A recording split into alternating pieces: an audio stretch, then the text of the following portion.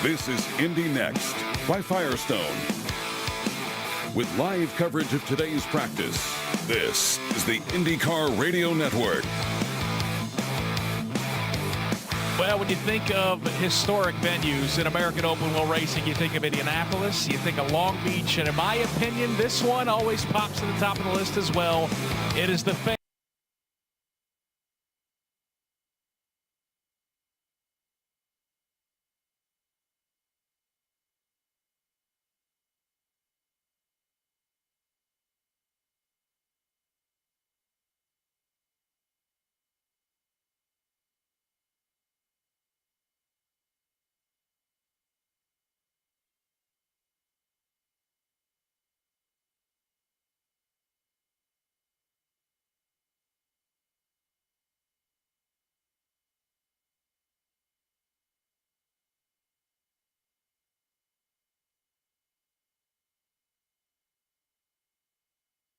So, we've got a bit of a problem on the line from America at the moment, that the session has started, the low line practice session, but for some reason we haven't got any information coming from the circuit right now in terms of anything from the world feed. So we're going to load up INDYCAR from NBC on their radio commentary team and get you through. But good afternoon, good evening, everybody. Welcome along to the Milwaukee Mile here for 250 races in 2024. The penultimate round of the INDYCAR Championship as well.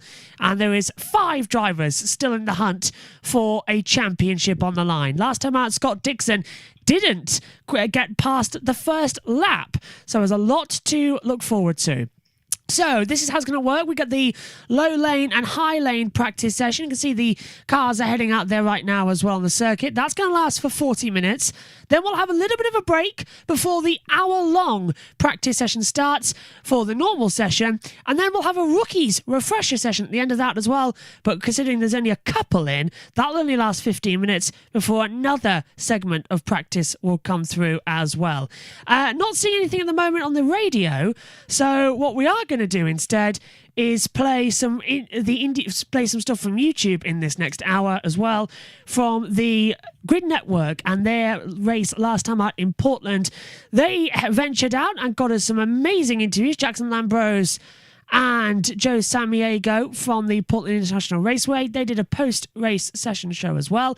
We're going to load that up for you, get that on the audio, and get all going and listening to what's going on as well. But I'm just having to find it, and that's a problem and a half as well. Trying to find everything towards the end of it for it all going on. Ferrucci still top, McLaughlin second position as well. VK goes into third place to wrap everything up as well. Let's take a look then at Grid Live Wrap-Up. Let's join our commentary team over on there from Grid Network then and get all the information from the circuit as well with our wrap-up show. That's ready, just getting ready. I think Kobe Lambert was hosting the show. Let's go over there now. Hello, everyone, and welcome to Grid Live Wrap-Up. NASCAR had a wild night at Daytona with a surprise winner throwing the playoff grid into pure chaos. Could we really see a title fight in Formula One? Lando Norris spoiled Max Verstappen's homecoming at the Dutch Grand Prix at Zandvoort. Hello to everyone watching. I'm Ben Schneider from Grid Encore and NASCAR.info. With me is Kobe Lambus from Grid Tonight and making her Grid Network debut, Linnea Jackson from UCLA Radio. Linnea, welcome to Grid Network. We're excited to have you join our team. Thank you so much. I'm really excited to be here and cover all of the racing that happened last week. Lots to talk about, so we'll get into it here in just a moment. But first, as always, a big thank you to our Patreon supporters, Colin, Deshelle, Mark, Robin, David, and Matthew. You too can invest in the Grid Network if you like what you see this evening. There's a link to our Patreon in the description box below.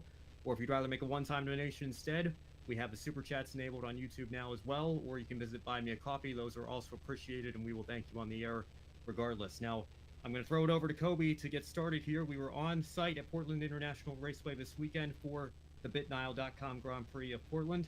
One driver doing what he needed to do to keep his title hopes alive. Kobe, let's get started. Thank you, Ben. Yeah, been quite a weekend at the BitNile.com Grand Prix of Portland. Like you said, one driver did exactly what he needed to do as he tries to keep his title hopes alive.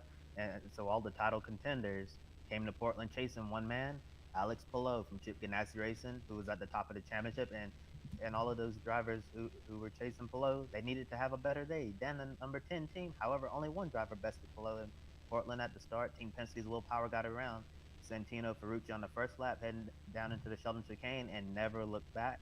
During the final stint, Power took a risk by running on the Firestone red tires, which produced more wear over the stint, while Palou ran on blacks that doesn't wear as quickly. And at one point, Palou was literally right behind Power, but Power really opened up to a nearly 10-second lead as he ended up taking the checkered flag, winning this year's Grand Prix of Portland. So Ben, did Will Power make a huge statement today to Alex Palou that he shouldn't feel comfortable with his now 54-point lead? Well, I had the right idea on the pre-race show earlier today that somebody would make Alex Palou recognize that he shouldn't count his chickens before they hatch here. I thought it was going to be Scott Dixon. I was very quickly proven wrong. Dixon at the complete opposite end, rather, of the result sheet here today, and we'll get into that later on in this segment. But for Will Power, he was the champion of this series, one of the veterans that is, again, showing Alex Palou that it's not as easy as it may seem to close the deal here. I still think Palou should be slightly favored. You could certainly say Palou is stronger on the road courses than he is on the ovals, but he's by no means a slouch on the ovals either. I wouldn't put it past him to go out and have some strong runs over these last few races. But when you have somebody like Will Power, who you could probably say was in a very similar position to Palou several years ago, coming from the Champ Car Road and taking a while to get up to speed on the ovals. Of course, nowadays we know Will has said he wouldn't care if the whole season was ovals. He loves racing on the high banks and those kinds of tracks. But with Power's experience and being somebody that enjoys the ovals now, comparing that to Palou, maybe the 54-point lead isn't quite as comfortable for Palou as it would be if we had 3 road courses to finish out the season. So it's going to be an interesting title dynamic here as Palou tries to eventually lock up his championship, if not before the final race, during the final race, and seal a championship here. But with Will Power closing the gap, it's certainly going to be easier said than done. Yeah, for sure. And talk about an epic beatdown, right? Will Power absolutely dominated this race and one of, the most dominant performances that we've seen, in quite some time in IndyCar. But I do argue, Colton Herta's, dominant Toronto win was also, in that same ballpark. This was a 110 lap race. Will Power led over 100 laps of this race, just to put it into perspective of how dominant today was. So I think that this was absolutely a massive statement to Alex Palou, because the rest of this way, Alex Palou, he's going to be playing on defense. Will Power, he gets to be aggressive. He gets to play on offense, and he gets to put a lot of pressure on Palou. And I think the biggest thing that we're going to be looking at coming down the stretch here is Will Power, when he goes on offense, is he going to force Palou into making a mistake? You rarely see Palou make a mental error on the track, but I wonder now, going to ovals. We'll talk a little bit about Palou and ovals in a minute. We all know Will Power. He knows how to get it done on those oval tracks. He's one of those time and time again. And I really believe that although Alex Palou did have a really good day today, I think all the momentum right now heading into the Milwaukee doubleheader is on the side of Team Penske's Will Power. And like I said, now we have 2 race weekends left and 3 races to go. Two short oval races at the Milwaukee Mile and the season finale at Nashville Super Speedway. Power is an experienced oval racer who has a handful of oval wins. Palou has run enough ovals in his career to have the experience, and he's not bad on ovals at all. So when we talk about ovals being a weakness of Palou, we're not saying that he's terrible at ovals. He's not terrible at all. He just hasn't found victory lane yet. Yeah, and that's the growing elephant in the room as Palou still seeks his first oval win during the most important part of the 2024 season. So here's my question for you, Ben. Do the final 3 races favor Power over Palou, and do you have confidence that Palou will be able to hang on to this championship?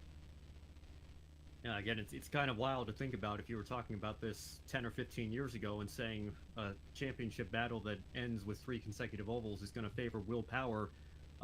Probably you'd have a lot of people disagreeing with that take, especially against a driver like Dario Franchitti, as Will had to go up against for so many battles early in his career. But now it's by no means going to be an easy sort of feat here. Palou could finish 5th in all 3 of these races here. Power could win all 3 of them. That would get him just over the edge to take this championship still. So Palou still has to go out and perform, assuming Power is going to maximize his potential here as well. So it's by no means out of Power's reach. He certainly has an opportunity. But you do, I think, have to give the slight edge to Palou when it comes to the likelihood of who's going to win this championship. I'd say Power's favored to close the gap, no doubt. But in terms of if I had to make a pick today, who's going to be the champion, I still give a slight edge to Palou, assuming that he can go out and maybe not win one of these final 3 races, but at least be flirting with the podium and be in a solid position not to lose too many points to Power here at Milwaukee and when we end the season in Nashville.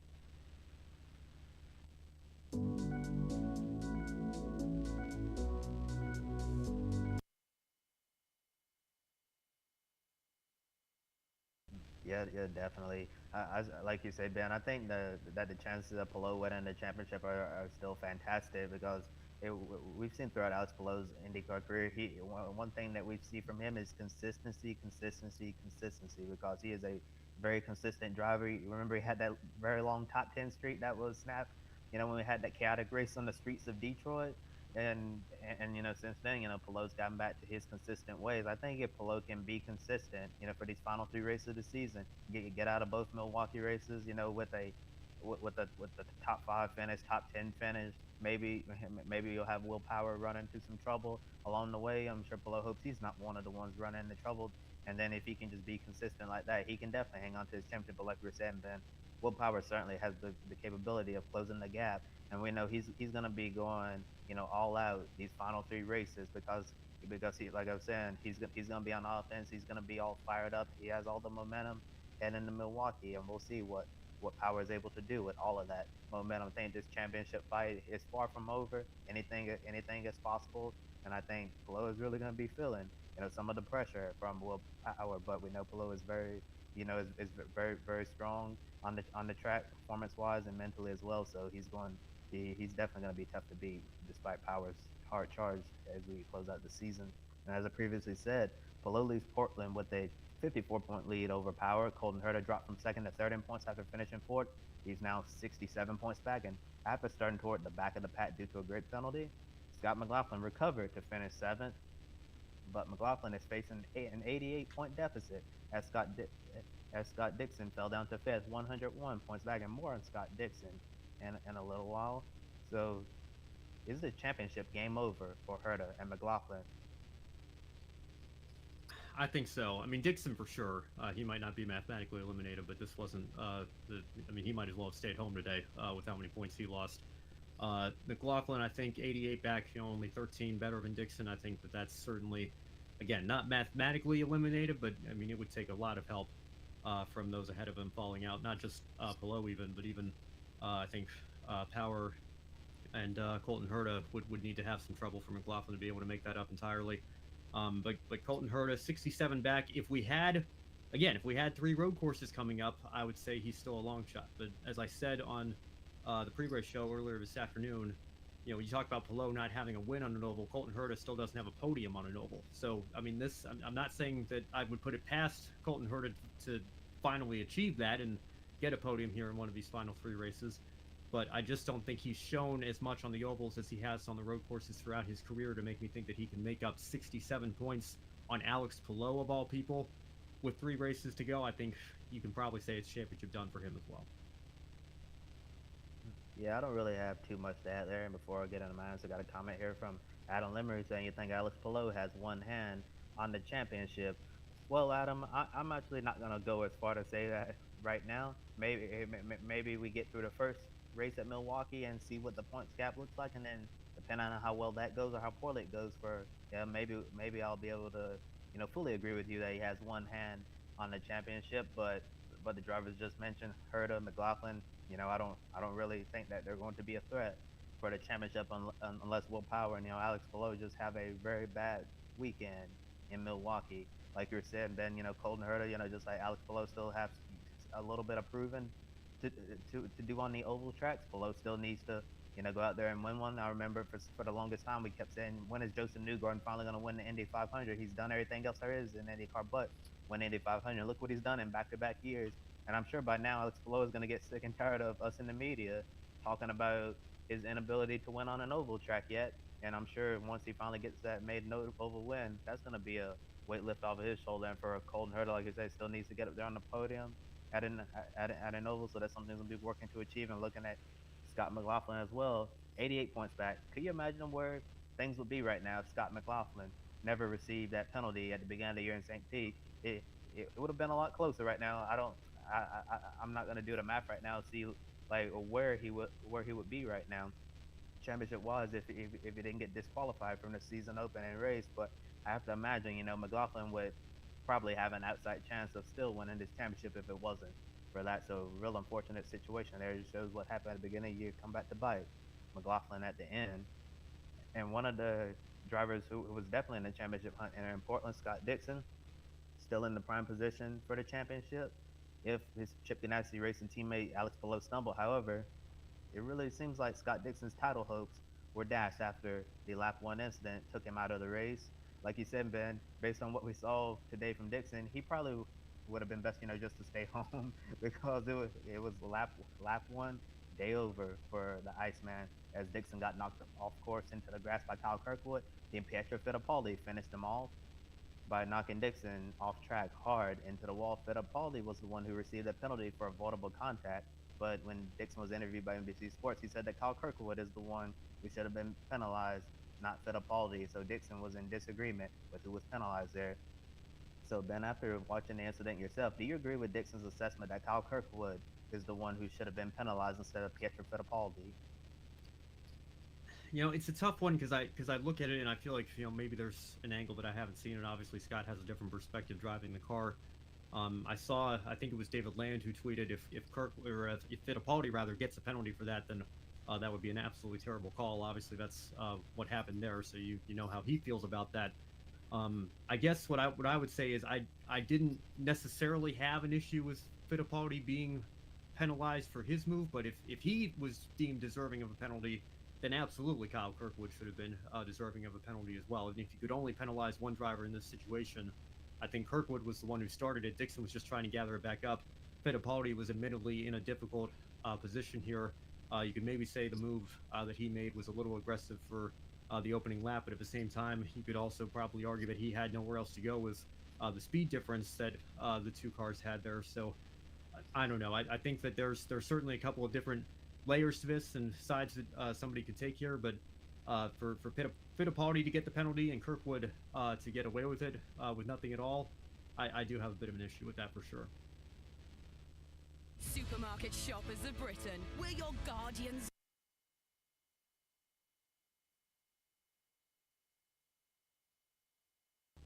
And it just goes back to what we've been talking about all year long, Ben, the inconsistency with IndyCar race control. And this was another, case of like why you call a penalty on this driver and why the no call over here on Kyle Kirkwood, still doesn't really make any sense to me. And like you were saying, the way I saw it, I actually disagree with the penalty on Fittipaldi, so I'm in agreement with Dixon there. Because it's like, where is Fittipaldi supposed to go with that? Like, I didn't really think in that situation there wasn't anything that Fittipaldi could have done there. He, like we were saying, Ben, he was just carrying, just way too much speed, and he was just in a bad spot with the amount of speed that he was carrying. But you also bring up a good point as well.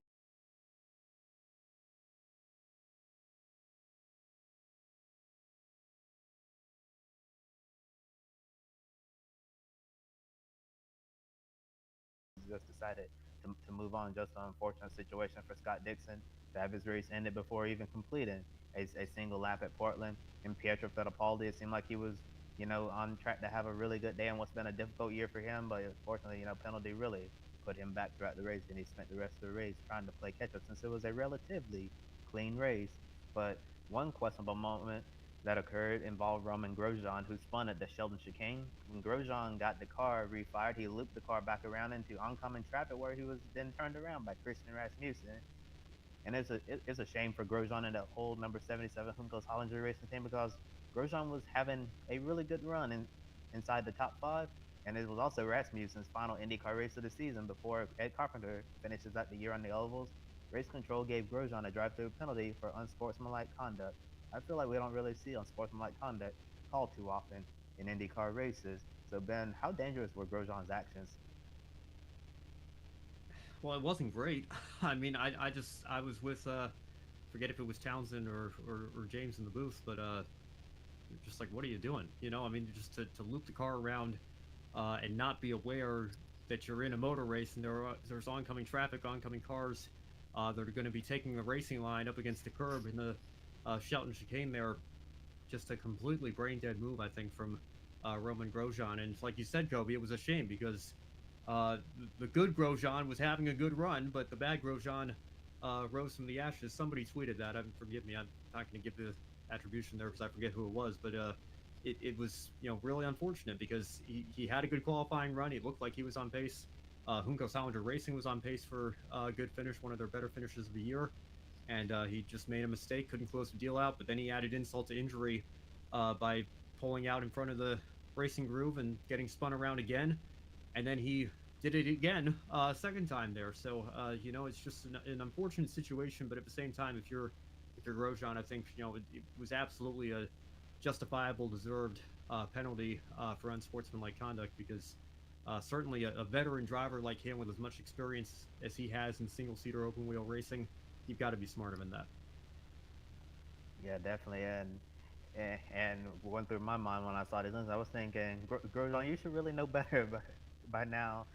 Given all the experience he has in Formula One, didn't have a few years of IndyCar under his belt now. I just couldn't believe when I saw him looping around. I was thinking, don't do it. Yeah, but he did it, and like I said, unfortunately ruined Christian Rasmussen's day as well. I'm sure Rasmussen wanted to end his final IndyCar race this year, on a high note heading into next year. Yeah, but it was an unfortunate situation to happen. But I do think that race control got it right when they called the unsportsmanlike conduct penalty on Grosjean there.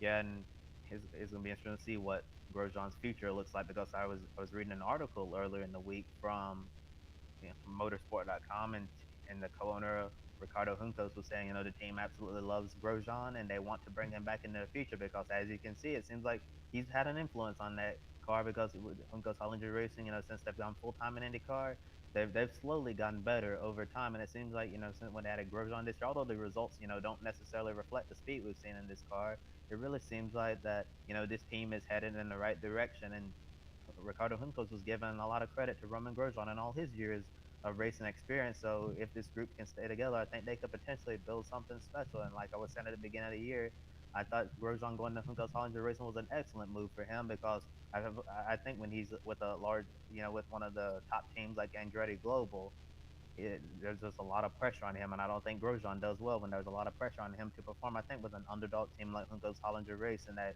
he has a better chance of going out there, and getting the results that he needs. Unfortunately, today wasn't one of those days where he got the result.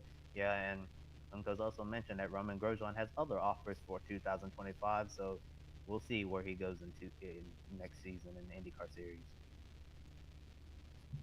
Yeah, I mean, there's a lot of different layers to what's going to happen with Grosjean for sure, and excuse me, I don't think today certainly helped. It actually kind of reminded me of what we saw in the NASCAR race, and we'll get into NASCAR here in just a moment. But I think Corey LaJoie brought back some Kevin LePage memories, nearly pulling out into the groove. Obviously, thankfully, we didn't have a situation like that last night, but kind of a mini version of that here. Obviously, the speeds aren't nearly as high, and it didn't affect nearly as many cars, but you got to be smarter than that if you're Roman Grosjean in that situation for sure.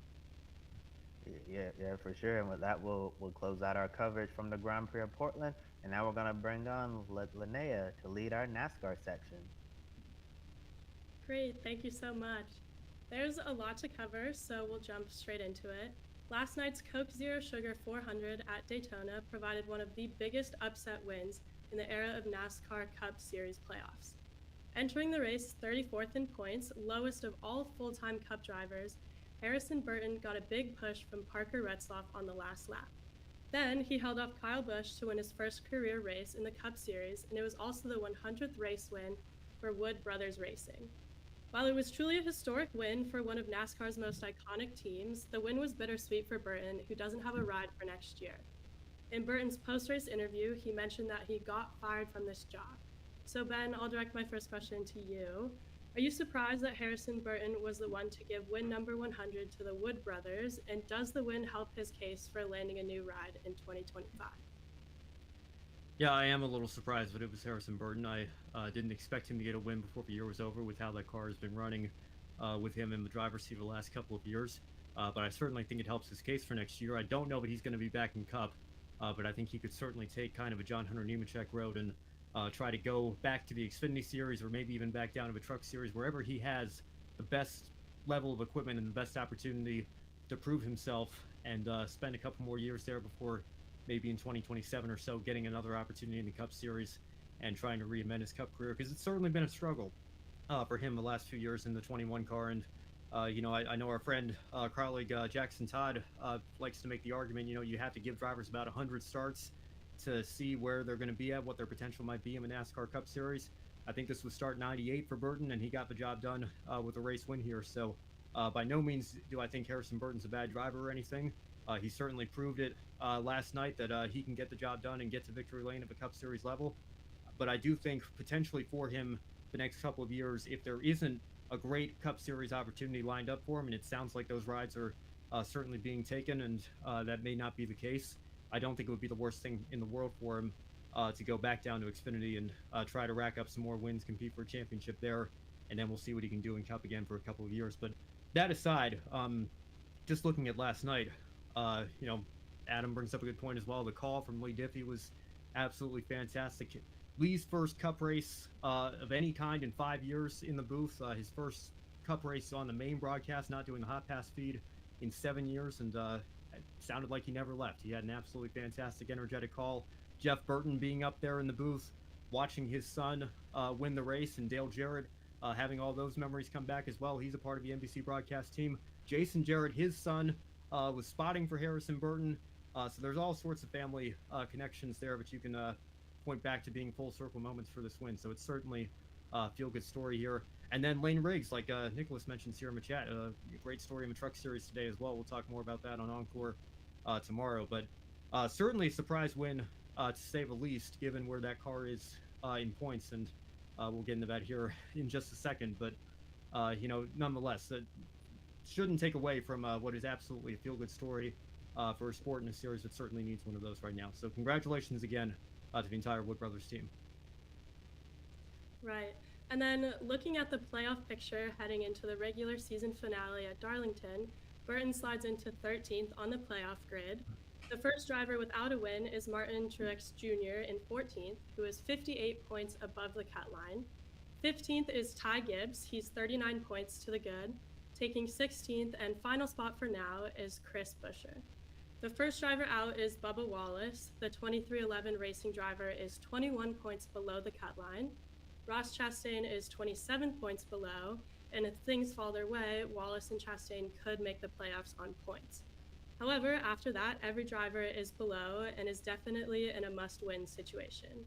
Kyle Busch finished second at Daytona, one spot short for making the playoffs, and he's 106 points back and needs a Darlington miracle. Another thing to consider, the playoff picture could get even crazier if the final appeal officer puts Austin Dillon back into the postseason. So the next question I have is, what does Burton's win expose about the current playoff system, and which driver below the cut line entering Darlington has the best chance at making the playoffs? I want to make this very, very clear, as if I haven't done so probably a half dozen times already.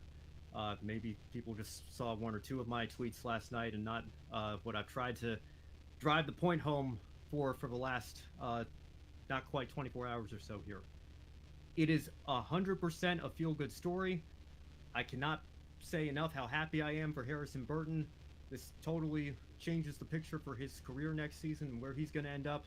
It's huge for the Wood Brothers. It's one of the biggest upset underdog victories we've seen in a very long time. I could not be happier for all of them. Okay, everybody got that? Harrison Burton was 34th in points, guys. There are 36 chartered entries here. There are 2 that use a rotation of drivers. It's 15 for Rick Ware, but 16 for colleague. And then it was Harrison Burton. He was literally the lowest ranked driver in the point standings full-time in NASCAR Cup competition this year. And because he won a wild card super speedway race, again, take nothing away from that. It is well-deserved. He went out, he outdrove a champion in Kyle Busch, passed him on the last lap to get the job done, thoroughly deserving of the win. Take nothing away from that.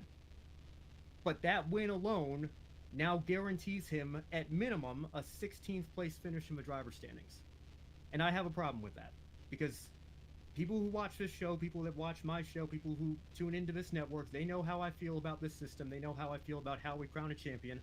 But I also feel the same way about how we look at the standings overall. Where you rank in the final standings should be, relatively speaking, about your average position, your average running order over the course of a full year. If you finish 16th in points, people are going to look at that and assume you had about a 16th place car throughout the season. That was about where you ran on average. That's what the standings should represent to me. And Harrison Burton had one top 10 coming into this race. It was a 10th place, I think, at the other super speedway race at Talladega earlier this spring. It has not been the season that Harrison Burton and the Wood brothers would have liked to have had at all. They have been nowhere close to playoff contention, and this was the only way they were going to get in, was an absolute Hail Mary at what, for all intents and purposes, was their regular season finale, because I, again, think that the odds of Harrison Burton winning Darlington were probably much slimmer than they were him winning the race last night. That's the only reason that he's in the playoffs, and now he's going to be guaranteed to finish 16th in points. And I think that it can be both things. You can have the emotions. People were saying, oh, these playoff haters are just drowning out all the positive energy with their negativity here. You can be happy for Harrison Burton. You can be happy that we got a great storyline coming out of a night that maybe wasn't going to have that, with some of the flips and the crashes that we saw. We'll get into that later on here as well. You can be happy for all of that, and also come back to reality and acknowledge maybe we shouldn't have taken the top 30 rule away. Because if Harrison Burton did this even 2 or 3 years ago, we're having the same conversations that we had about Chris Buescher when he stole a win at Pocono in 2016 when the fog rolled in and they called that race. We're having the same conversations about Spire Motorsports on the owner's side of things when they stole the win with Justin Haley with the well-timed lightning strike at this very race in 2019 as well. These cars, these drivers in these situations here, again, take nothing away from their wins. They went and did what they had to do. They're trying the best with the limited resources that they have in many of these cases. But there's a reason why that top 30 rule existed. It was to prevent teams from the very back of the grid from taking a playoff spot from a driver that was higher up in the points that, to be quite frank, probably deserves it a little bit more based on their full season performance here. And again, nothing against Harrison Burton, nothing against the Wood brothers. It is a feel-good story. I cannot emphasize that enough.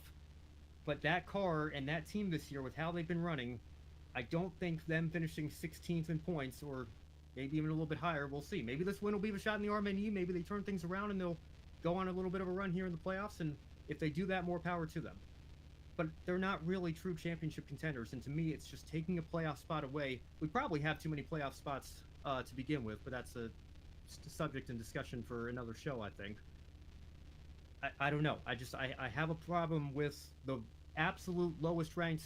This would be like a 2-15 NFL team winning their regular season finale, their Week 18 game, and then getting a wild card spot in the playoffs. And it's just, and people that like the playoffs, they like to make stick and ball sports comparisons. There's one for you there. It's just, it bothers me for the integrity of the system that 21 team is taking up a playoff spot now over somebody like a Kyle Busch, who, although he has not had the season that we know Kyle Busch is capable of having, has been close to victory lane on a couple of occasions and is more likely to find the speed and turn things around late in the year to maybe go on a championship run than that 21 team is. So, again, cannot emphasize enough. Congratulations to them. Job well done. But the reality is, it still bothers me as somebody who values the integrity of a full season points championship that car is going to be taking up a spot. Right. I think there's definitely two conflicting sides, and I agree with what you said, Ben. And then also, as I previously mentioned, Burton's win wouldn't have been possible without a push from Xfinity Series regular Parker Retzlaff. He drove for Beard Motorsports, a team that has a technical alliance with Richard Childress Racing. Ironically, Retzlaff pushed Burton to the win and not Kyle Busch, who could have used some assistance from an RCR-built car. However, Retzlaff told Bob Pockras from Fox Sports that giving Burton the push was the number 62 Chevrolet's best chance at winning the race himself for Beard.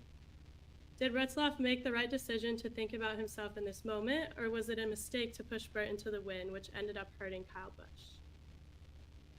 Well, first of all, I apologize. I got so fired up about the first part of that question, I forgot to answer the second, but I'll answer the second through this question here. I do think Kyle Busch probably has the best chance. We've seen the speed from RCR with Austin Dillon at Richmond and with Kyle just last night at Daytona. I think Kyle could potentially get his Hail Mary moment at Darlington this upcoming weekend. So he would be the one that potentially has the best chance of leapfrogging everybody and getting above the cut line here.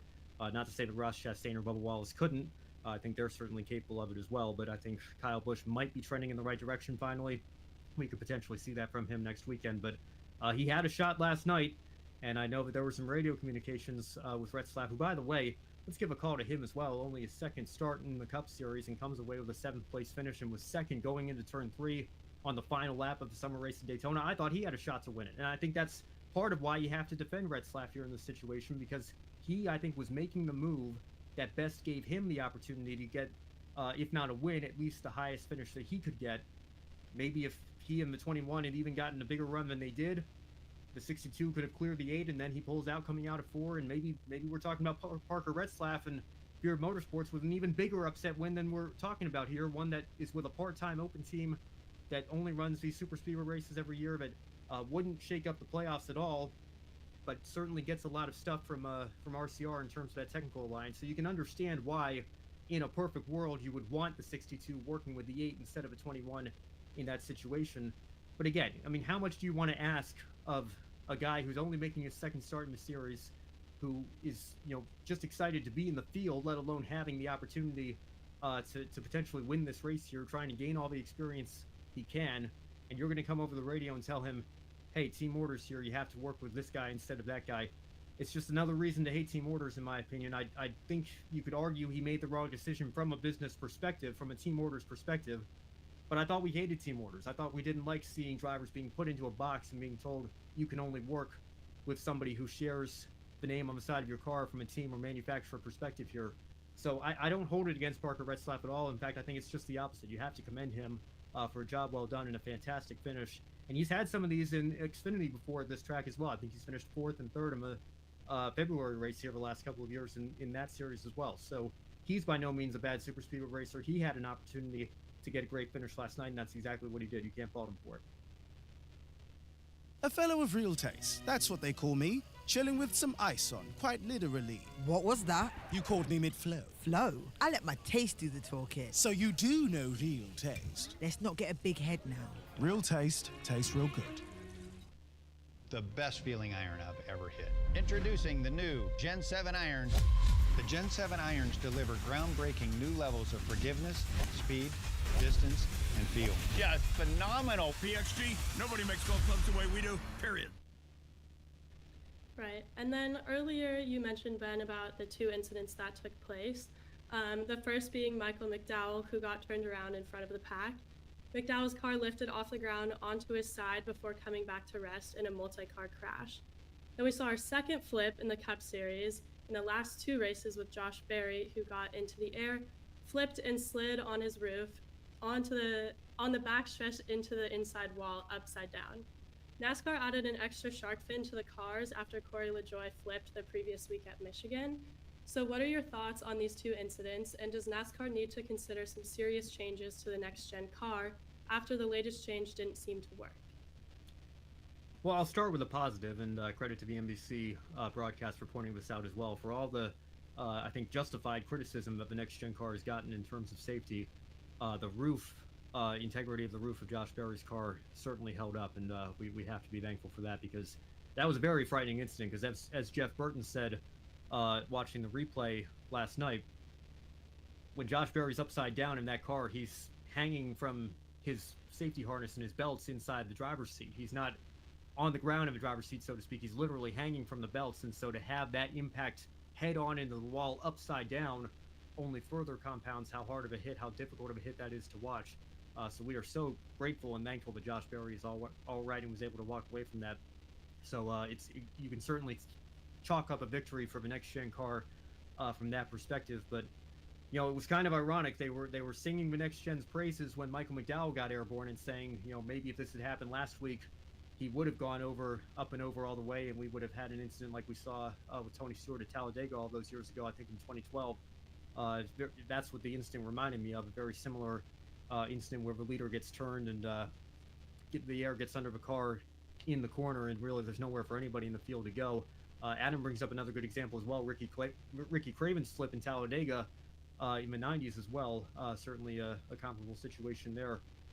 But I don't know. I mean, I feel like I'm certainly unqualified to answer this question because I don't have a background in science or physics or engineering in the slightest. My parents certainly do, but I chose to go down a completely different field with my career here in motorsports media world.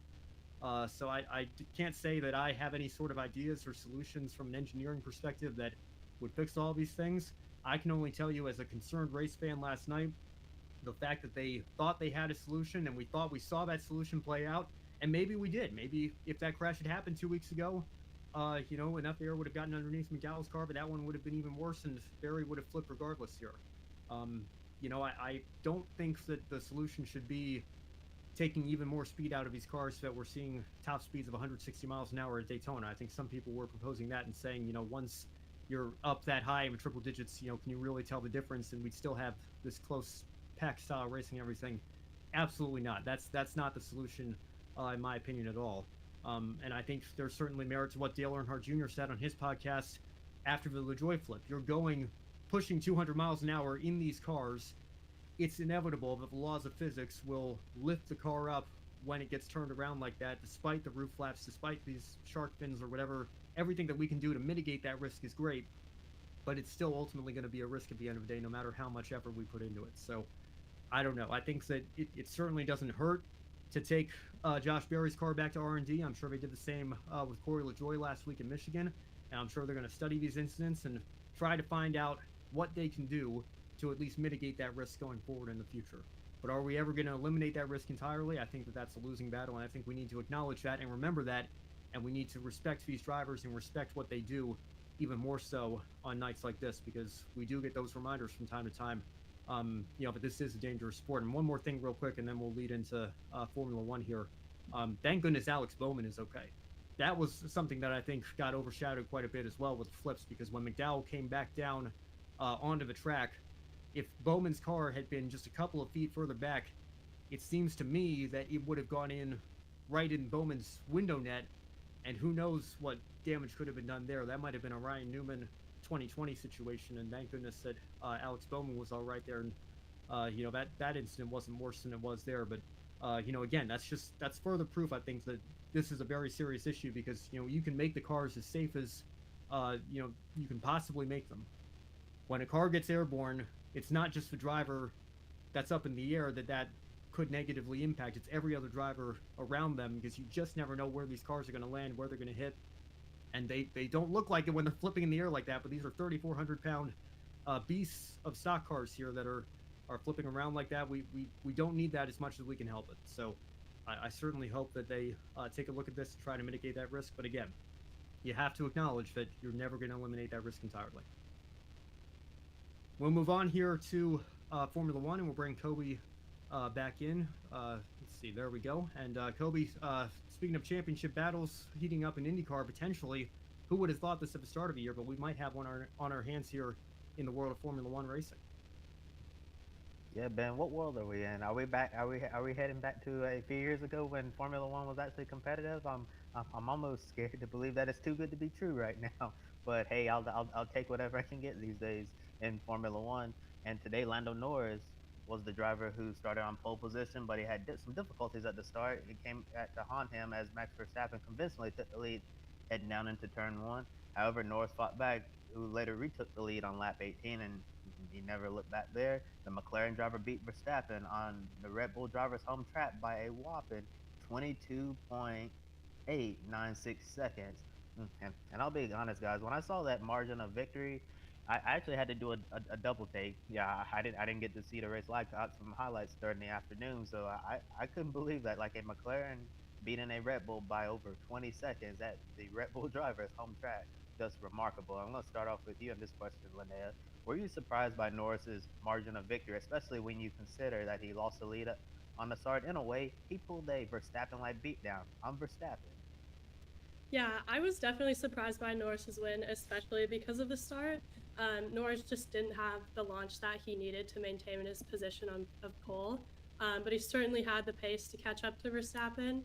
I think it's important to point out, Kobe, you said a Verstappen-like beatdown on Verstappen. I think that's completely true.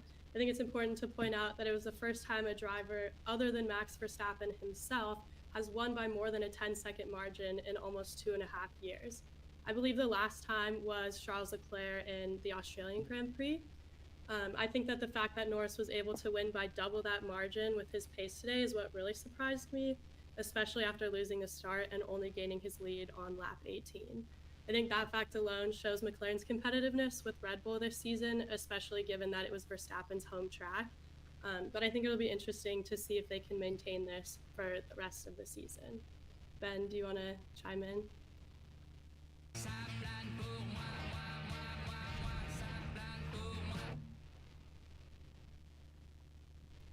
Yeah, for sure, Linnea, and I think that you hit the nail on the head there, and I'll even go one further. I think it's the largest margin of victory period by a non-Verstappen driver since Lewis Hamilton in Saudi Arabia in 2021. If I have my stats right there, I feel like I saw that on motorsport.com. They were bringing up the margin again.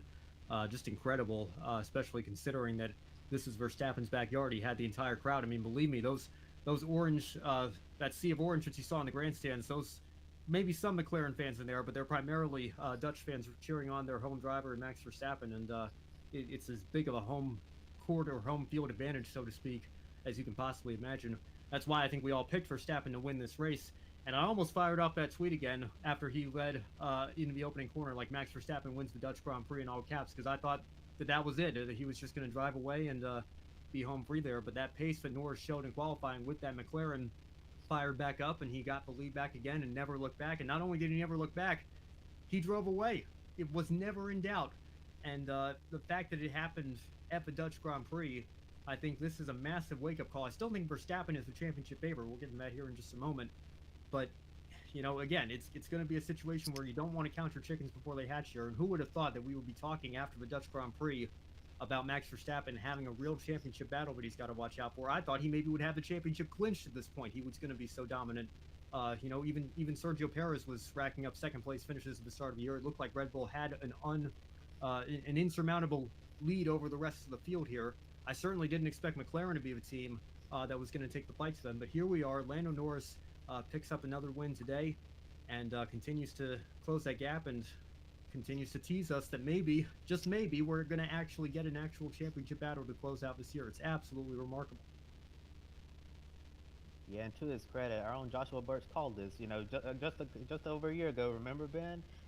Our own Joshua Birch said that when Red Bull got that penalty with the cost cap, that he said when we get a little deeper into the 2024 season, that's when you'll start to see Red Bull's advantage go away. And he called that to a T. So well done there, Josh. I know a lot of us, at the time we were thinking, yeah, right, that's probably gonna happen, but look where we are now. Exactly what Josh said back then has come true. Hope I'm gonna try to go back on our YouTube channel and try to find that clip of Josh saying it, but it probably is gonna be a very difficult challenge. But it's been quite a surprise this year in 2024 after the first few races. Ben, Linnea, I was thinking that, yeah, this season's already over. I said Max Verstappen is gonna dominate this season, and by the time we get to the summer break, the championship's already gonna be over. But it really seems like, McLaren has a car that can truly take the fight to Red Bull on a more consistent basis now. And if McLaren keeps this up, there's no telling what the points are going to look like at the end of the season. It definitely surprised me that Lando Norris was able to pull away from Verstappen once he got by him, never looking back. And I also want to look at this situation as, looking at Lando Norris and how much he's grown as a driver. I remember that race back in Russia when it looked like that he was going to win that one, and ended up throwing it away. And we've seen time and time again, when he wasn't battling for the win, it was battling for a good points finish and ended up throwing that away as well. Now Lando Norris is, starting to develop those closer skills where he can where he can go out there, do what he needs to do, not make the mistakes, and end up getting the race victory. And that's exactly what we saw today. So it was a job well done by Norris. So I wanted to ask you a follow-up. I'm going to start off with you this time, Ben. Does Norris's victory today prove that McLaren is a threat not only for the Constructors' Championship, but perhaps the Drivers' Championship as well? Yeah, I think absolutely. I think the Constructors, you can almost say, even though Red Bull still has the slight advantage here, I think if looking at it here, it's only down to 30 points. But with where Perez is running, he hasn't had a top 4 finish since Miami earlier this season. That shows you just how much of a struggle it's been for him. I think this was actually his best finish since Miami here, 6th place today, which just really puts into perspective how much he's been struggling. I think that the Constructors is certainly tilting in favor of McLaren here. Even though Red Bull still has a slight lead, I think McLaren have overtaken them as the favorites to win the Constructors this year. In terms of the drivers, I think, looking at the math here, Norris could win every race. Verstappen could finish second in every race. All he would need to do is follow Norris home. And I think Verstappen, I don't have the exact figures off the top of my head here. I think Verstappen would still win the championship by about 6 or 7 points. So if Max does everything that he needs to do, he still has almost a 3-race gap in terms of, getting 25 points for when he's up 70 now on Norris. It's certainly his to lose.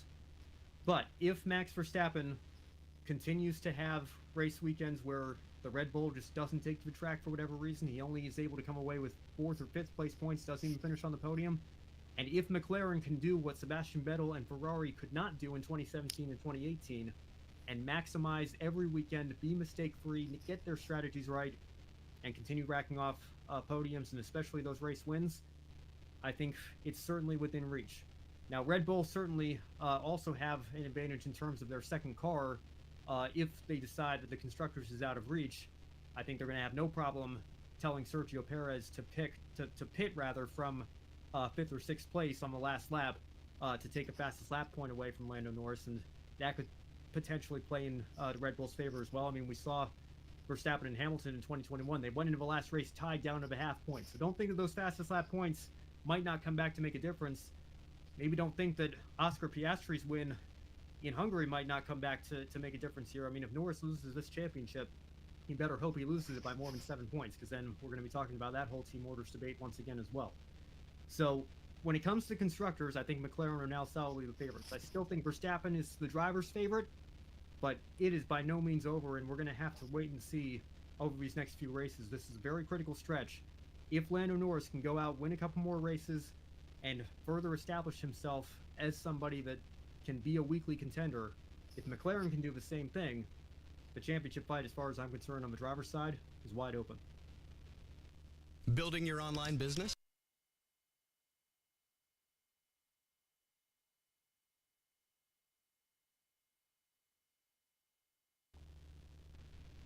Yeah, I think I also agree. McLaren is definitely on the radar for constructors and the Constructors' Championship, and I think given Norris's performance today, I think he could definitely be considered for the drivers as well. McLaren had the pace today, but it is important to point out that Verstappen did still have a better jump at the start. Ben, you mentioned that Verstappen basically just needs to follow Norris home, if the math on that is correct, and he needs to do what he needs to do. And historically, Verstappen is incredibly good at doing that. So I think it is more of a toss-up for the Drivers' Championship. I think there's more wiggle room there, and Verstappen is still the favorite for that. I think next week we have Monza, which is a notoriously difficult track, and Verstappen did win that last year. And I think that he'll be a lot more aggressive, given that he just lost at his home track. So you never know how the rest of the season will play out, but I do think McLaren made a really big statement with their pace today. And then also for the constructors, it's important, like you mentioned, Ben, to consider their teammates, how Checo's doing, and also Piastri, which we're going to get into in a second. Yeah, for sure. But I also agree that McLaren is definitely going to be a threat for the Constructors' Championship. And looking at the Drivers' Championship, like we were saying during the IndyCar section about Alex Palou, that is probably, he's likely to be the IndyCar champion, but you just never know. And just the thing, I can't even talk, but it's that same thing in Formula One with Max Verstappen. He's probably still going to end up winning the championship, but like you're saying, Ben, it's not over at all yet. There's no telling what's going to happen moving forward, and that's what I really like about Formula One right now. The unpredictability is finally back for the first time since 2021, which is absolutely fantastic for all the people who love Formula One all over the world. For the longest time now, it seemed like it's just been the Max Verstappen show, and that it was a guaranteed Max victory almost every single race, minus some circumstances happening every now and then. But now you go into Formula One Grand Prix races, the last handful of races, you have no idea who's going to win. I wouldn't have predicted at the beginning of the year that Max Verstappen would have gone winless for over 2 months, and a winless streak that still continues to go on as we head into the next race weekend. But yeah, it's going to be interesting to see what happens in this championship battle moving forward. Are we going to find out that Red Bull made their own decision to keep Sergio Perez and not replace him with someone who can be a little bit more consistent at car and get them the points they need in the Constructors Championship? Yeah, so there's still a whole bunch of questions that are going to be answered as we get deeper into the 2024 Formula One season. And while it was all smiles for Norris, his teammate Oscar Piastri was unable to join him on the podium because Piastri, he slipped back to fourth behind Ferrari's Charles Leclerc. Linnell, when McLaren has a car that can beat Verstappen by over 20 seconds, does Piastri need to make sure he's finishing on the podium to pull his weight in the constructors title fight? I'm sure Oscar Piastri doesn't want to become McLaren's version of Sergio Perez, but I wouldn't even And we're all set then for the final session. 90 minutes ahead of us to head out onto the circuit. Let's get ready to rumble. Pass over to INDYCAR Radio. He shows the moxie of a champion to come back and be as dominant as he was and win that race in Portland. You and I picked him to win that race, by the way. Yeah, we did for sure. Yeah, I was just making sure. We were on it there leading into that race. But no, you're right. And ultimately that weekend at Worldwide Technology Raceway, unfortunately for Will probably one that he looks back and wonder, well, what could have been? Because it really looked like the way that that thing was playing out. Before it got kind of wild with all the cautions, it was looking like Will Power versus David Malukas. They were on a bit of a different strategy than McLaughlin and Newgarden, and it looked like Will was at the very least going to come home with a second-place finish or a podium. As you mentioned, it really all went down the drain after that. He bangs wheels with Malukas, ruins his day, and then on the upcoming restart, the checkup ruins Will's day, and he had to settle. I shouldn't say settle. I'm sure he was disappointed with that 18th place finish, but it left a lot of points on the board, and it's given Alex Palou this cushion, and it's why that win at Portland, as nice as it was for Will, his third on the season, he wasn't able to claw into that championship as much as possible. But I think that's the impressive thing about Will Power, Mark, because a decade ago, a weekend like he had in St. Louis would have festered for the remainder of the season, and you would have been able to see it. I remember talking to him. I spent a lot of years on pit lane in the early days when Will Power could not close the door on a championship, and you could just tell he wasn't great at hiding it. He's a different race car driver, winning that championship, winning an Indianapolis 500, I think becoming a father, experiencing, the health difficulties that his wife has gone through for the last year and a half. I think it's changed Will Power a lot, and I think it's why he was able to put that weekend in Worldwide Technology Raceway behind him, go out there and kick everybody's tail in Portland. So the session in earnest is underway, and there will be another opportunity to work on hot pit stops in the last 30 minutes of this session. And Nick Yeoman, we look up at the session time on our timing and scoring, and it says there's an hour and 27 minutes left.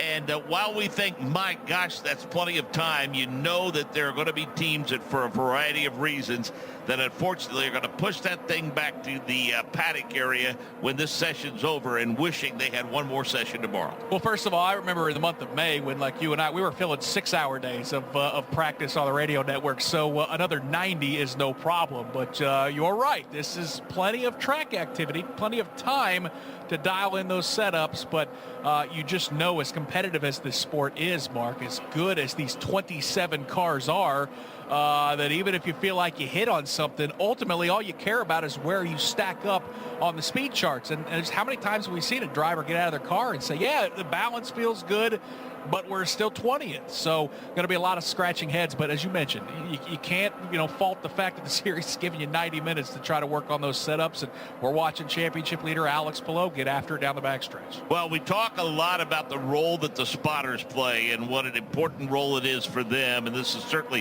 one of those places where they do play a very important role. And it's always nice to get some insights from them. We typically don't like to bother them during these sessions because they're a little busy in communication with their drivers. So before the session started earlier today, caught up with a good friend of mine, known him a long time. He's one of the absolute best in the business in what he does, to kind of give us a little bit of insight as to what life is like as a spotter. We talked about everything between the relationship between he and the driver and the rest of the team, to when that driver wants to hear from the spotter and when they don't. So an enjoyable conversation earlier today with Colton Herta's spotter, David Hunt. David, when does the communication actually begin between you and the driver? Is there conversations that occur as soon as he straps into the race car before they fire the engines? Yeah, I think every team does it a little differently. With our team, we have a protocol. Rob Edwards, the strategist, basically talks him through all the formation laps. We make sure we have our fuel settings right, reminding him where he needs to be. And then the strategist, Rob, will throw it to me on the backstretch. And then that's when I just basically, it's, get buckled up. Here we go for the original start or the restart. So I generally take over right before we go green. Now, for somebody like me, I would assume that early on a start or a restart is when you're the busiest, but I'm sure there's plenty of work to do throughout 250 laps here at Milwaukee. Yeah, it's the starts and the restarts are what we get paid for. It's always hectic. If Colton's first few laps at Gateway were a spectacle. That was quite a ride to be along with him for that. So he always makes it exciting, but then there's a lot of strategy that comes in, as you know, in the middle of the session when everything kind of settles down, or the middle of the stint, I should say. So that's when we start thinking about strategies, whether other people are pitting, where we're going to go off strategy. So the conversations ensue mostly on the timing stand, and then I just listen in so I'm aware of what's happening so I can do my duty as well. I've speculated that in terms of a race strategist or a team engineer, the relationship between them and the driver, the chemistry's got to be there, and they got to be on the same page. I would assuming that's the same with their spotters, right?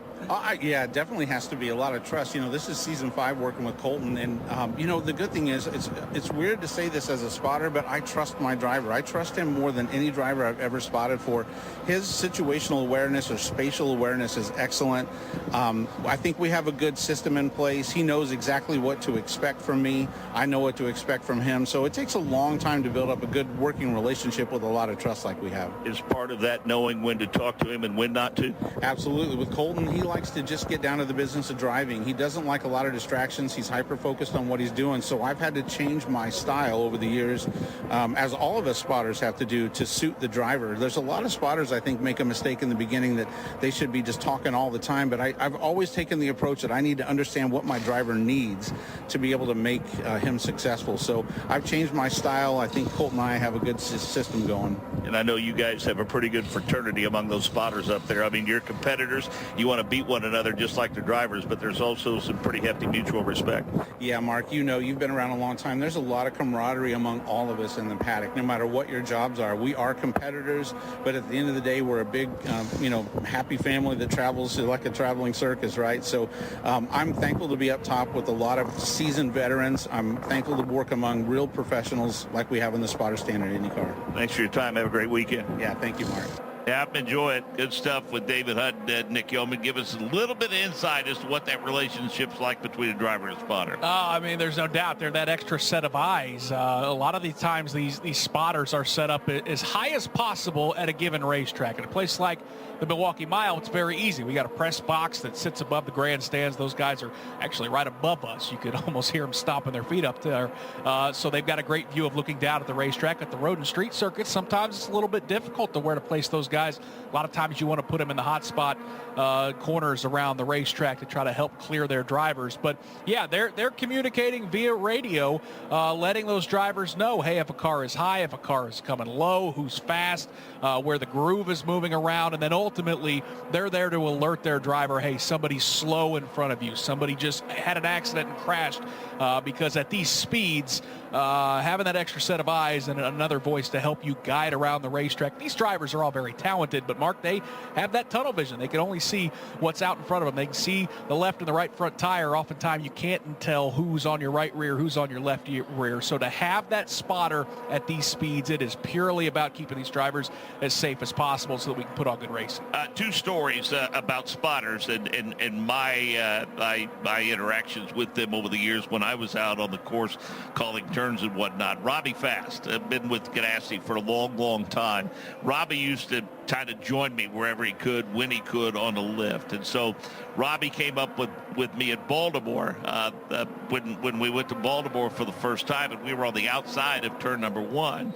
Well, a couple of Ed Carpenter guys came over and said, can we come up? Sure. Rick Mears came over. Hey, can I get up there? Sure. You got to tell Rick Mears, right? And the next thing you know, I've got about 12, 13 spotters up there with me, and I start to raise it, and it won't go up. And I said, okay, here's the deal.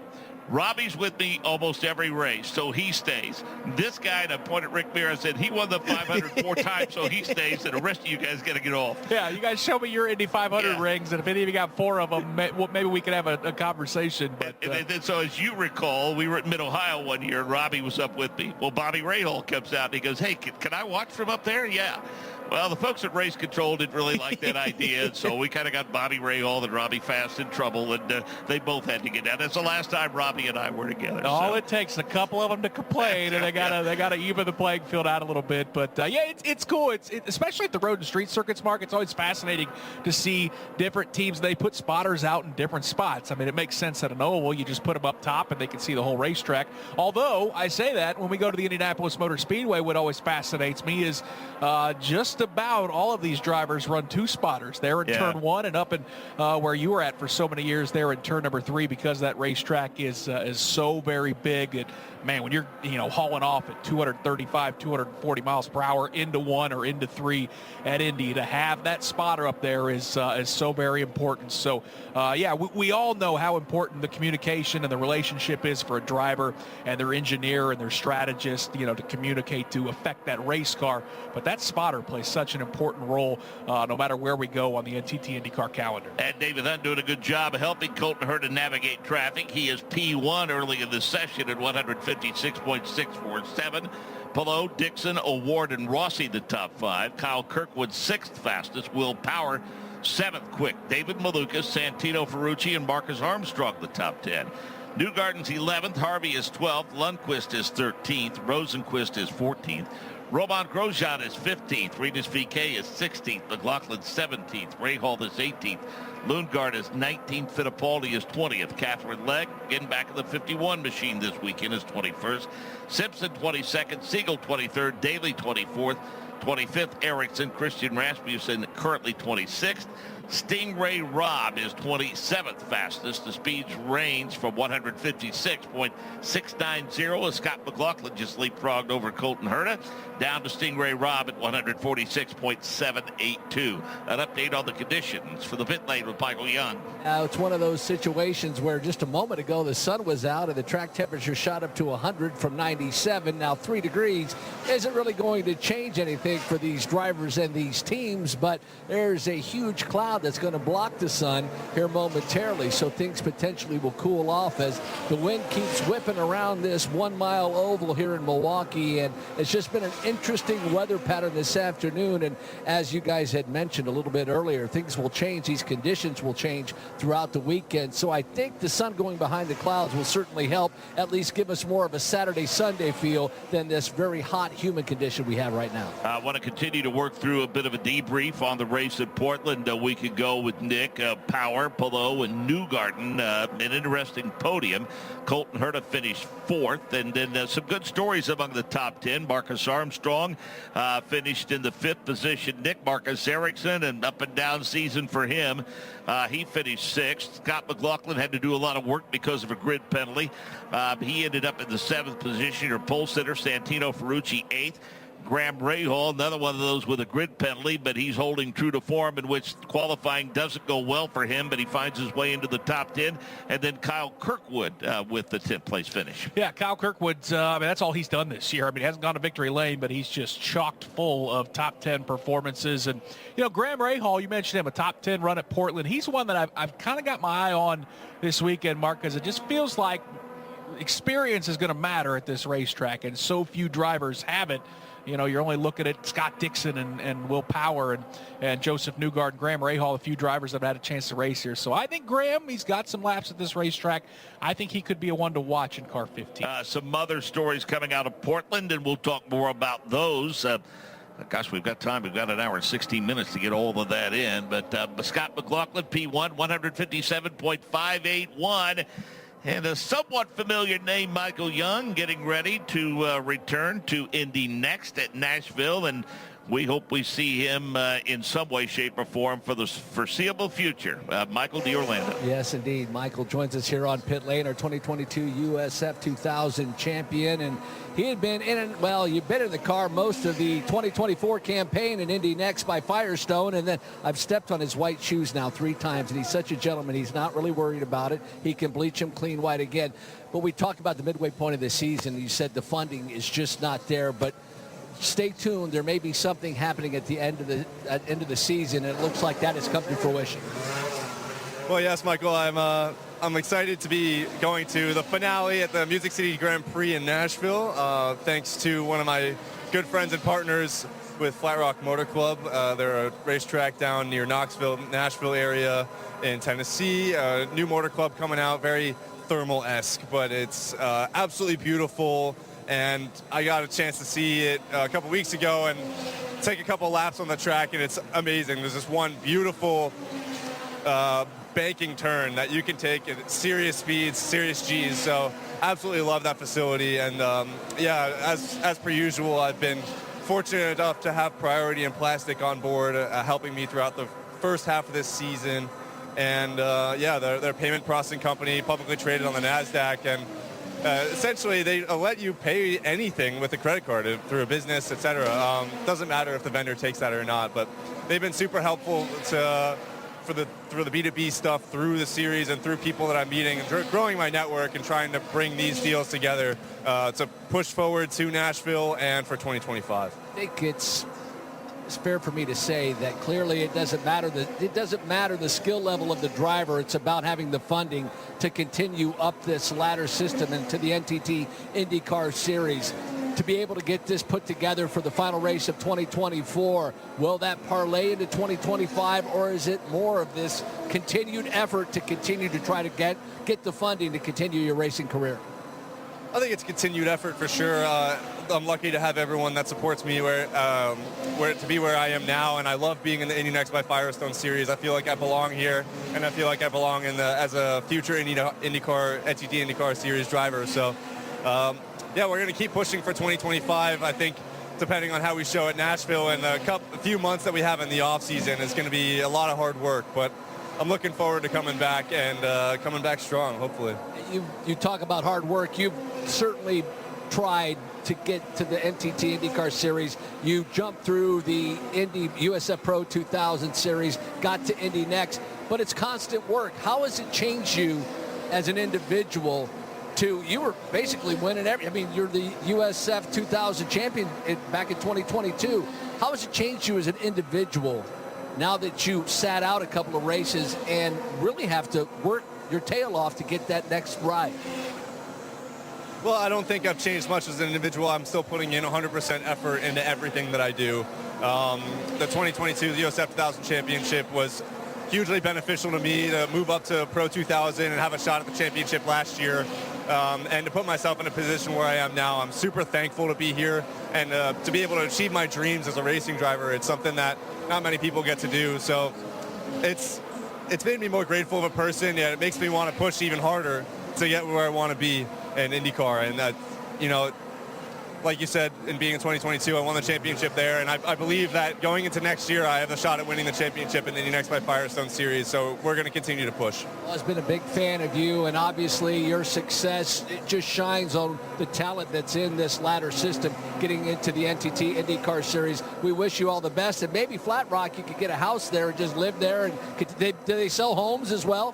Yeah, they're building condos and homes and houses right now on the property, so who knows? Maybe I'll live there full time. There you go, Michael D'Orlando condo in your future as well. Michael, we wish you all the best. Looking forward to seeing you in a couple of weeks in Nashville for the season finale. Thank you so much.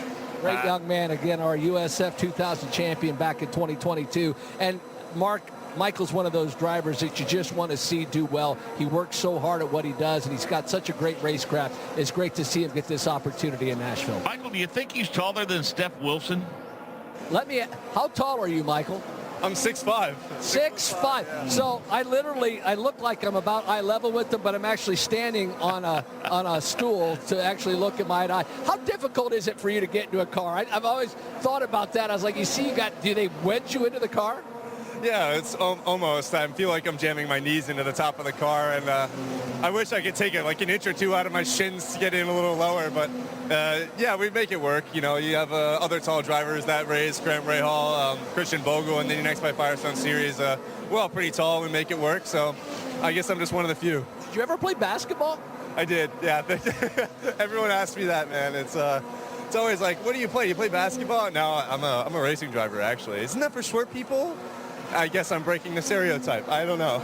I wish you all the best. Thank you for the additional time. They're 6'5", Mark Janes. He's 6'5". Well, they don't come much nicer than that family, Nick Yeoman. I mean, they had a chance to meet his mom and the back of the paddock, and what an impressive young man, and a lot of folks rooting for Michael D'Orlando to get a full-time gig next year. He's 6'5", but he's 6'3.5" when he takes his scuffed shoes off that Michael apparently is. And I'm telling you, they are white, and he let us in on the secret. He bleaches them on a regular basis. See, that's the kind of insight you can't get just anywhere. That is good stuff. But, he was a lot of fun to watch in Indy Next throughout the first half of the season, and I don't think he necessarily was able to push as hard as he would like, Mark, because the budget wasn't there. Right. And thus, he maybe wasn't able to force the issues and go for race wins. But I know he's a talented race car driver. He's been studying at the University of North Carolina. He's a Tar Heel and certainly continues to chase that racing career. So good to have him on. And, excited to see him and wish him the best of luck in Nashville in 2 weeks. McLaughlin continues P1 at 157.581. Herta, Dixon, Pillow, and Newgarden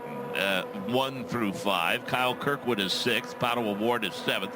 8th is Rossi. 9th is Power. 10th is David Maluka. Santino Ferrucci 11th. Then Armstrong, Harvey, Lundquist, Rosenquist through 15th. Grosjean, VK, Rahal, Lundgaard. Fittipaldi is 20th. Catherine Legg is 21st. Ericsson 22nd. Simpson 23rd. Daly 24th. Siegel 25th. Christian Rasmussen 26th, and Stingray Robb is 27th. As we mentioned, Catherine Legg in the car this weekend, the 51. But Nick Yeoman, how about a shout out to Toby Sowery and the job that he has done for Dale Coyne Racing in that car. I mean, every time we looked up, it looked as though the Toby Sowery was racy and racing with someone, and just narrowly missed bringing it home inside the top 15. I feel like he's done a great job. Yeah. I mean, he kind of bounced off of everybody's radar. Unfortunately, a couple years ago, he ran in Indy Next and got the victory lane, had some good runs, never could quite hone in on a championship, and then you just kind of forgot about guys. It happens so quickly in this sport. And that's why it's so important for a driver like a Michael D'Orlando. Show up, be at the racetrack, because you get an opportunity to hang around, keep your face out there, and people remember you. I think a lot of people forgot about Toby Sowery, but boy, I think he's reminded a lot of folks just how good he is, Mark. 13th at Mid-Ohio, 15th at Toronto, 17th at Portland. And again, that's a Dale Coyne Racing team that unfortunately has kind of been buried, whether it be the 18 or the 51, on a lot of race weekends down there towards the bottom of the chart. So for Toby Sowery to put that car in the top 20 in his 3 first IndyCar starts, I think speaks a lot of that young man, and I'm hopeful. And I think I actually heard Kevin Lee and Kirk Cavan talking on Trackside this week that they had heard that Toby Sowery said he might have some budget and could be in the mix moving forward, and I think we'd all like to see that because he's a very, very talented young driver. Well, that falls in line with the conversation that we've had of late. I mean, conventional wisdom tells you that the series champion in Indy Next is going to come to the NTT IndyCar Series, and you expect them to be competitive. Eventually, that they get to the point where they're winning races, or at least in top 10s or whatever. But, Nick, the reality of it is we've had a lot of drivers who did not win a championship that series who have had success in the NTT IndyCar Series. Yeah, there's no doubt, and that's why it's so important to just hang around and find a shot and try to get up there. I was just trying to go back, Mark, look at the seasons in which he ran in Indy Next, and his first season was in 2019, and that was the year where guys like Oliver Askew and Renus VK dominated. So the competition was very, very good in that series. Came back and ran some races in 2021, and that was a season in which Kyle Kirkwood dominated. So the competition's been so good in Indy Lights, which is now called Indy Next by Firestone, that, I think just because you don't win a championship, it's still important to look on down the rungs on that championship, and you might be able to find a diamond in the rough like Toby Sowery, and I think we'd all like to see him get an opportunity. 1 hour, 6 minutes remaining in this session. As we've mentioned, Catherine Legg in the car this weekend, the 51 machine for Dale Coyne. She's currently 22nd fastest, 149.9 29.329. And earlier today, our Michael Young caught up with Catherine Legg. Getting ready to run the Milwaukee Mile, and it's always good to catch up with somebody who's raced here before, because they can actually tell us what it's like to race here, because they've raced here before. Catherine Legg joins us. What is it like to race the Milwaukee Mile?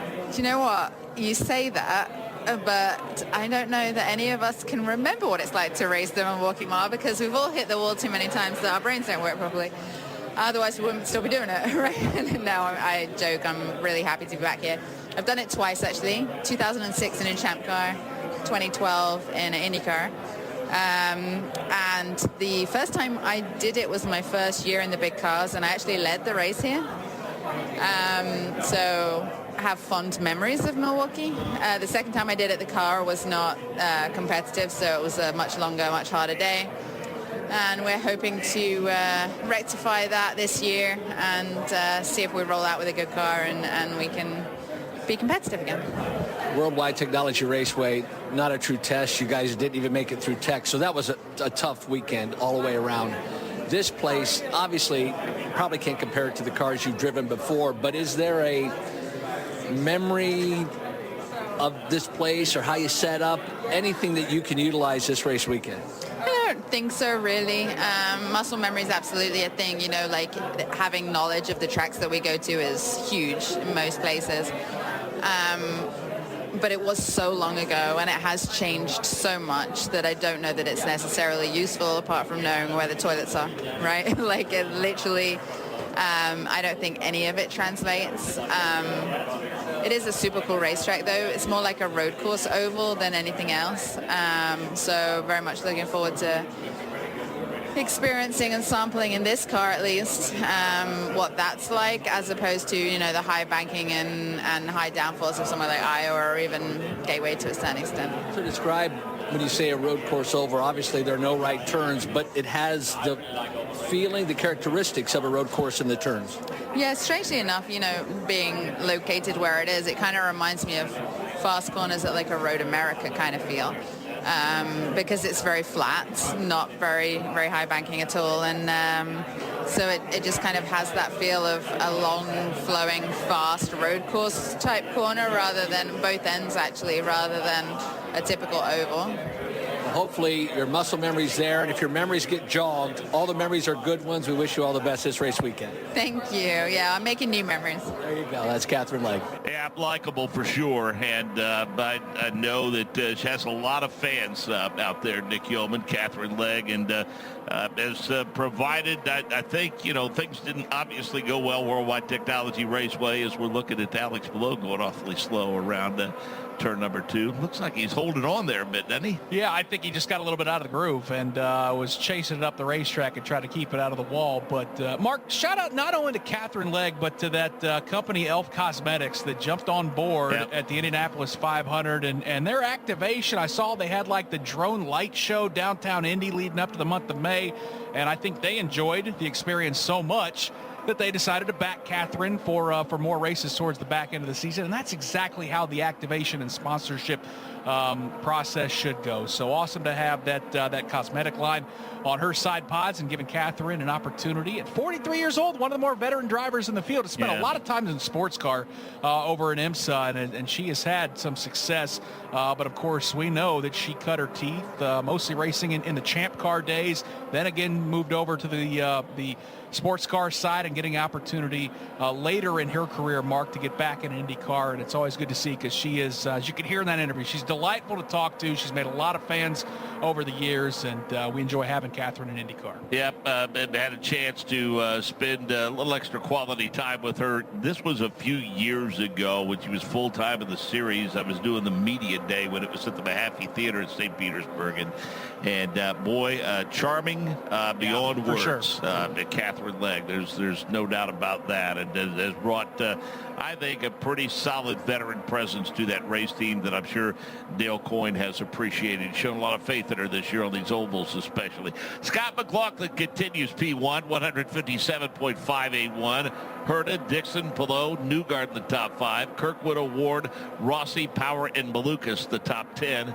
Santino, Ferrucci 11th fastest. Armstrong 12th. Harvey 13th. Lundquist 14th. 15th, Rosenquist. 16th, Rasmussen. 17th, VK. 18th, Grosjean. Ray Hall Erickson through 20th. Then Lundgaard, Fittipaldi, Legg, Simpson, Daly, Siegel, and Stingray Robb. Michael Young. Drivers telling you that there's a lengthy checklist to get through. Part of that includes adjustments on the cars. How about an update on the proceedings for these race teams along the pit lane? Yeah, for Scott Dixon, a change of the springs on the rear dampers. So too for Marcus Ericsson. So too for Colton Herta.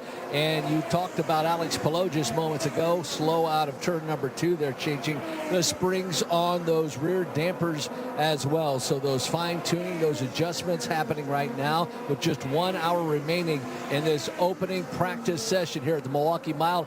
And here's a thing that I haven't noticed in a while or had forgotten about. I do forget things on occasion. Actually, I forget things that just happened 10 minutes ago.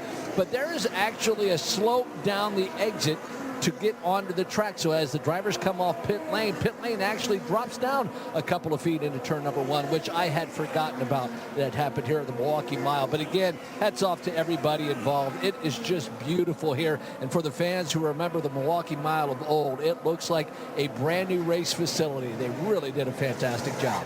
Yeah, and a great conversation with Bud Dinker earlier in that regard about the multi-faceted effort that it took to bring the NTT IndyCar Series back here to the Milwaukee Mile. A little bit earlier today, caught up with the race strategist for Scott McLaughlin and the general manager of Penske Racing, Kyle Moyer, and we had a question for Kyle. You know, it's something that we kind of take for granted, and in some respects, it's a bit like a roadie for a rock act or whatever. We wanted to know exactly what that process is like and give you, the fans, a little insight as to what the process is like from the time the checkered flag flies at, say, Portland until they come here and get set up in the paddock and ready to go racing at the Milwaukee Mile. And Kyle Moyer gives us some pretty cool insight into that process. We wrapped up at Portland, then you got to go to Milwaukee. So let's talk a little bit about that process from the end of the checkered flag until the time you get ready to go here at Milwaukee. Well, fortunate enough we had a good weekend at Portland, so in our case everything rolled on the truck. All the cars rolled on the truck, so that made life a lot easier. So once we got from Portland, we loaded everything from there, got it on the trucks, and then it left Monday morning to come here to Portland. Then on Wednesday, we parked the trucks Wednesday mid-morning. We flew back to North Carolina, the crew did, while the trucks were in transport, came back up here Wednesday. Then we unloaded everything on Wednesday, set up the tent and all that, got the cars out. Now, the biggest thing for us is that we have to wrap cars, rewrap, because it's sponsor changes. The 12 actually had ran 2 races with its wrap, so it needed to be rewrapped. The 2 car was going from a Freightliner, or a tire rack to PPG, so it had to be swapped and wrapped. And the 3 car was going also from Freightliner to Odyssey battery, so it had a full rewrap. And this isn't just the car. You're talking about all the spare wings, spare front wings, spare rear wings, all the spare parts you have to be wrapped to match that car in case we got to go to it. So that all started to happen. Those guys were here. We worked till about 7 o'clock on Wednesday night. The wrappers worked till about 10 o'clock at night. We all came back in Thursday, finished off the car. Now you have to change gearboxes, all that, because now you're going from road course to oval. We had those pre-prepped, and now in the case of the 2 car, we had to do a motor change. It has a motor change from Portland to here. And so we did all that yesterday, got them back on the ground, set up, all wrapped by around 7 o'clock yesterday afternoon. So about 2 full days of working as hard as we could. We bring extra people. We bring about 15 extra people up from the shop to help with the turnaround. And then we also have an extra truck coming up with spare parts. Now, that gets us through Friday. That gets us through Saturday. Then after the race, believe it or not, our wrappers will stay, all 11 of them, will stay overnight and rewrap the 2 and the 3 cars to a different sponsor of Gallagher, and then also of Snap-on. So we have to do that in between the races. And hopefully everything goes okay out of the first race. Now, I know people have asked me, hey, how come I never see Kyle Moyer in any of the victory lane photos or the post-race celebrations? I think that's probably because you're back here kind of heading up the teardown and getting ready to get out of here. Well, there's a theory to that. I feel once we win, then that's what we're paid to do. And job got done and we actually did it right that day. So I don't see any reason, you know, I'm happy for the wins, happy for the team and everything, but it's on to the next race. So I come back here and, you know, because actually at the same time, you might have one in victory circle, but then you might have one wrecked, or, you know, with our 3 drivers and 3 teams, everybody's expecting to win, and the guy, you know, somebody's not going to. So you're trying to find out why or whatever happened. Make sure you're ready to go for the next race. Have a good weekend, and best of luck wrapping up the season when we get to Nashville. Yeah, I can't wait to wrap it up. Thanks, Marcus. Yep, good stuff from Kyle Boyer. Good insight as to what that process is like, getting them from Portland to Milwaukee. And Michael Young, talk a little bit about wrapping these cars. The company you work for, you can give us a little insight as to just how long that process takes when you're changed. It's a lot easier than it used to be when these things are painted. Some cars are still painted, but by and large, most of them are wrapped. Well, and the reason being, you can transition a vehicle so quickly. You can change the entire paint scheme. As we heard Kyle talk about, a couple of their cars will go into a transformation from Saturday to Sunday, and it really all depends on the installer, the person that will put those graphics off. But they will actually pull the graphics off of the car and then install new graphics. But this NTT IndyCar Series, the only big change with that car was the new aero screen with the actual vents in them. That's the only real change in 2024 that there had to be a new template made for. But they have templates for these cars, and they will actually print out basically like pieces of the puzzle, and they'll all have their own shapes and sizes and the way that they fall onto the car, and then the installer will take those pieces off. Let's say it's for a side pod. They'll pull it off. They'll work their way around the mirrors, lay the base of that down, work their way through the nose down to the front wing. But as Kyle said, all the front wings, all the rear wings will need their own wraps, so they have several sets of those. Those go through a transformation. It is quite an involved process, but it is amazing with the technology and the way vinyl is printed now, the detail you can get on these cars. You could get it in the days of painting, but it certainly would take weeks to get something like that done, where you can come up with a design in a couple of hours, print it in about 6, and then have that car ready to roll. Good stuff, Michael Young. And one of the things that, you know, you don't think about is that part of that process, Nick Yeoman, is Kyle talked about the front wings, the rear wings, and I mean, there's more than just the body of the car itself. I'm always really impressed, Mark, because I don't know about you, but you know, when that time of year comes around where you got to pay to re-up for your license plate, and they send you the registration card and there's that little square sticker, I can't even get that thing straight on my license plate when I put it over for the following year. So the fact that these guys, as Kyle touched on, are going to re-wrap Joseph Newgarden's car from the PP&G colors to Snap-on from Saturday's race to Sunday, and McLaughlin's car is going to go from that Odyssey battery wrap to the Gallagher colors. It's amazing, and Kyle touched on it. You hope that those cars are all in one piece, because that makes that process a heck of a lot easier. If, God forbid, you get caught up in an accident, then you're looking at putting a race car back together and then wrapping it. But yeah, you got the rear wing and the front wing and all those different angles that yours truly, I'd screw it up, and I don't think you can just pull it back and reapply it, Mark. I think you got to be pretty good and have some steady hands to wrap those race cars. 53 minutes remaining in this session, and we do have a pretty low cloud cover over the racetrack right now, but we did have some rain overnight, a few light sprinkles this morning, a little bit of light rain, but all in all, given how threatening the skies have looked, we have had a pretty serviceable afternoon here, and we expect the same over the evening. And Nick, it looks like that, as we mentioned earlier off the top, the prognosticators telling us that the rest of this weekend looks really, really good. Looks like Mother Nature going to provide us with a good racing weekend here at the Milwaukee Mile. Yeah, and right now, and for those tuning in, those at the racetrack, a track inspection is going on. See a number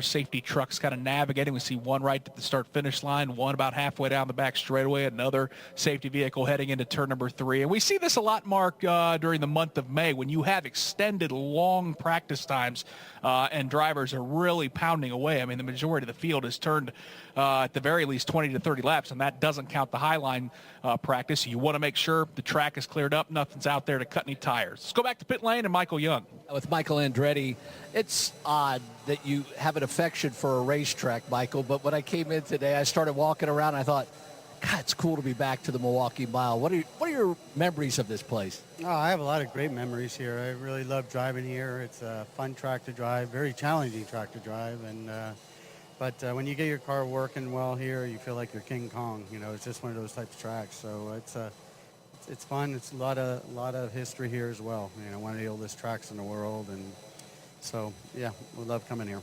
About having 3 cars this weekend, are you learning from each other? What are your drivers gaining from this track time we have out there? Obviously a long practice session, but it's never really enough. No, it's actually not much time, to be honest with you. So we got to get it done this session and get ready for qualifying. So yeah, there's information going all over the place, and hopefully we'll figure it out and get the right setup. You know, Andretti Global growing. You have a brand new headquarters being built in Noblesville, Indiana. There's a lot going on with the organization. Obviously, J.F. Thorman talked a little bit about NASCAR. You guys going over there, we all have heard about the trials and tribulations of Formula One. Where do you want this program to be, let's say, 10 years from now? Well, I think the ultimate goal is to be in every major auto racing event in the world. So that's our goal, you know, from the Indy 500 to Daytona 500 to Formula One, Le Mans, you know, so that's our goal. How difficult is that realization for you trying to get that accomplished? Because it seems like the hurdles sometimes can be immense. Well, there are a lot for sure. When you go to Formula One, it's a little difficult. They've been not so welcoming, but everybody else where we've been has been very welcoming. So from that standpoint, it's not bad. But, you know, you just got to get in the right situation with the right people and build the right team. So, you know, we're working on those things. We're getting ready to go back to green. One last question. Obviously, you've won here at the Milwaukee Mile. Is there one memory that you cherish the most from your time spent here? Yeah, 91, when it was an all-Andretti podium. You know, I won. My cousin John was second, and my dad third. That was a big day. Great photo as well. Thanks. We'll let you get back to it. Best of luck the remainder of the weekend. Thank you. Appreciate the time as always. That's Michael Andretti, of course, Andretti Global. And a 5-time winner here, in addition to that 91-92 period where he went back-to-back. He went back-to-back in 86 and 87 and won for the final time here in 1996. But believe it or not, he's not the all-time record holder for wins here. That belongs to legendary Roger Ward, who won this race 7 times. Shout out to the IndyCar social media folks, because they've been sharing a lot of past Milwaukee race highlights on Twitter and across social media. And that 91 race that Michael just referenced was one that I got a kick out of seeing some highlights. Of course, we lost John Andretti a few years ago to cancer, and I know he is extremely missed, not just in the IndyCar paddock, but, I mean, good Lord, I mean, he ran in NASCAR and spent some time in NHRA, and everybody just loved John so much. And very cool to see the reminiscing of that race where John ended up second with Michael on the top step of the podium, and then of course Mario right there in the third spot. Mario didn't look very happy in the victory lane photo from what I saw, and knowing Mario and how driven he was, I'm sure he was happy for that all Andretti podium, but didn't want to come home in third. But what a cool moment, Mark, back in 1991 as the Andretti family swept the podium here at the Milwaukee Mile. I can tell you on a much smaller scale, a good friend of mine from my days in Terre Haute, Bruce Walkup, long associated with Terre Haute First National Bank over there. Bruce ran a lot of USAC midget silver crowns, won a lot of championships, won a lot of races, started the Indy 500 a couple of times. Well, years later, started running dwarf cars, and I would follow them around because my boss at the time was running them as well. And he got into a race one time with his son, Barry, who worked for a time for Panther Racing as a crew member, and Barry beat him. And there was no proud father moment when that was over. I mean, you know, they're competitive, no doubt. And I mean, I'm guilty of it. I mean, I've trash talked my son into losing in miniature golf before, so I get it, you know. Yeah. You look back years later, and I'm sure it's a happy memory. But in that moment, yeah, these guys are all just fiercely competitive, and they don't want to lose to each other. But I continue to applaud Michael Andretti and what he's trying to do with this Andretti Global effort, because as he said, he wants to be in every major motor racing event across the board, and obviously Formula One not really playing ball, and I hope eventually that all gets ironed out, and then he, and it sounds like General Motors partnered, can take that effort to Formula One, and they're going to be dipping their toe, it sounds like, in NASCAR with the partnership with Spire Motorsports. That's not completely shored up, but Michael, when they changed it to Andretti Global, Mark, they're not joking. They want to be racing everywhere, and really that'd be the only team in terms of just not manufacturers, lots of manufacturers and engine manufacturers that are involved in multiple motorsports, but to have a team committed to doing as much as possible. I think it's pretty cool. It's a heck of an undertaking. A moment between Scott McLaughlin and Romain Grosjean as they're working their way off of turn number 2. Scott drove it in there on Grosjean, had to lift a little bit when he had an inclination that car was going to drift a little bit, and in that process, his actually drifted up a little bit to that outside wall. Yeah, he was trying to keep his foot in the throttle and kind of ride the high line as we're watching drivers mix it up in turn 2. Young Nolan Siegel just made a pass of Pietro Fittipaldi out of turn number 2, but McLaughlin was right in those tire tracks, and those drivers will tell you, Mark, right, if you're staying on those tire tracks, that's when you start to feel that dirty air, and McLaughlin's car washed up the racetrack. He wisely jumped out of the throttle. We still got 46 minutes of practice to go. He wanted to make sure that number 3 machine was all buttoned up and kept it out of the wall there at the exit of turn number 2. That side pod looks a little different, folks, on the car of Nolan Siegel. It's because some advanced promotion for the Big Machine Music City Grand Prix at Nashville Super Speedway in a couple of weeks, Nick. Yeah, we're all looking forward to that. Of course, there's really nobody in motorsports that throws a party quite like Scott Borchetta, those folks from Big Machine. We know they're going to do it up big. Of course, that event moves from the downtown street circuit out to the Super Speedway, where IndyCar does have some history, and I think we're all excited, Mark. A big oval to end the season, I think, always throws a certain element of chaos into trying to crown a championship, which is why I think it's so important for Alex Palou to have a good weekend. I don't think you want to go to Nashville and not have that thing shored up as much as possible, because anything can happen on those ovals. But I think we're all looking forward to it. It's been a long time. Mark, I've never been to the Nashville Super Speedway, and I've been with this radio network for 15 years. Oh, boy. I know, I'm dating you because you've got some experience at that place, but everything we hear is that the area has been built up a little bit. The racetrack looks nice, and I think we're all looking forward to closing out the year there on September 15th. Did them all there, Nick. Starting in 2001, when your podium was Buddy Lazier, Billy Boat, and Jacques Lazier. And then Alex Barron won the race in 2002 with the late Gilles de Ferran and Sam Hornish Jr. on the podium. Then Gilles got a win in 2003 with Scott Dixon and Elio Castro-Neves on the podium. Then TK, his incredible championship season in which he finished on the lead lap at every race. Sam Hornish Jr. and Elio Castro-Neves were the top 3. Then Dario won in 2005 with Hornish and Patrick Carpentier on the podium. And then Dixon swept the next 3 in 06, 07, and 08, and it's been since 2008. It's hard to believe. Again, just like this weekend. I mean, it's a bit surreal for those of us that were here before, and I think in a couple of weeks, Davey and I have already talked about it. It's going to be really strange for us to be back there, but we're excited about it for sure. I think it's just amazing that you go back to a racetrack that you haven't been in so long, but sure enough, there's a Scott Dixon stat, and it's usually not just a stat. It's usually a race win, because he's won at just about every track around the country that IndyCar has visited over the last couple decades, and he is, I think, most certainly going to be a factor when we go racing there. But yeah, I think we're all looking forward to it, Mark. Nice little week off, and then we build to the series finale, the championship race there in Nashville. Hey, do want to give you an opportunity, Nick, to give folks, in case they missed it earlier today, one practice session held before we got the chance to do so, before qualifying and racing comes up this weekend. Indy Next by Firestone. Very, very close, Nick Gilman, to crowning a series champion. Yeah, I don't know if we'll see a series champion in IndyCar crowned this weekend, unless Will Power and Colton Herta have miserable weekends and Alex Palou really shines. But I do feel pretty confident that we may see a champion crowned in Indy Next, and it's going to happen tomorrow as Louis Foster, who's just had an absolutely incredible season, 6 wins, and those have come in the last 9 races, and those other 3 results have been second-place finishes. Because of that, he's built up a nice little lead over Jacob Abel. Give Jacob Abel, the driver from Kentucky, a lot of credit. He went out and won the race at Portland last weekend, at least kept his hopes alive. But the scenario for Louis Foster is pretty simple, Mark. If he finishes 5th in tomorrow's Indy Next race, he will be the champion. He could also win the championship with a 6th or a 7th with some bonus points. And wouldn't you know it, we had a 45-minute practice session earlier this morning and Louis Foster was fastest. Yeah. That just hasn't mattered. Road circuits, street circuits, ovals, he has figured it out. He has won. Hey, if you're a fan that only follows the IndyCar series, here's a name to keep an eye on because Louis Foster is lightning quick.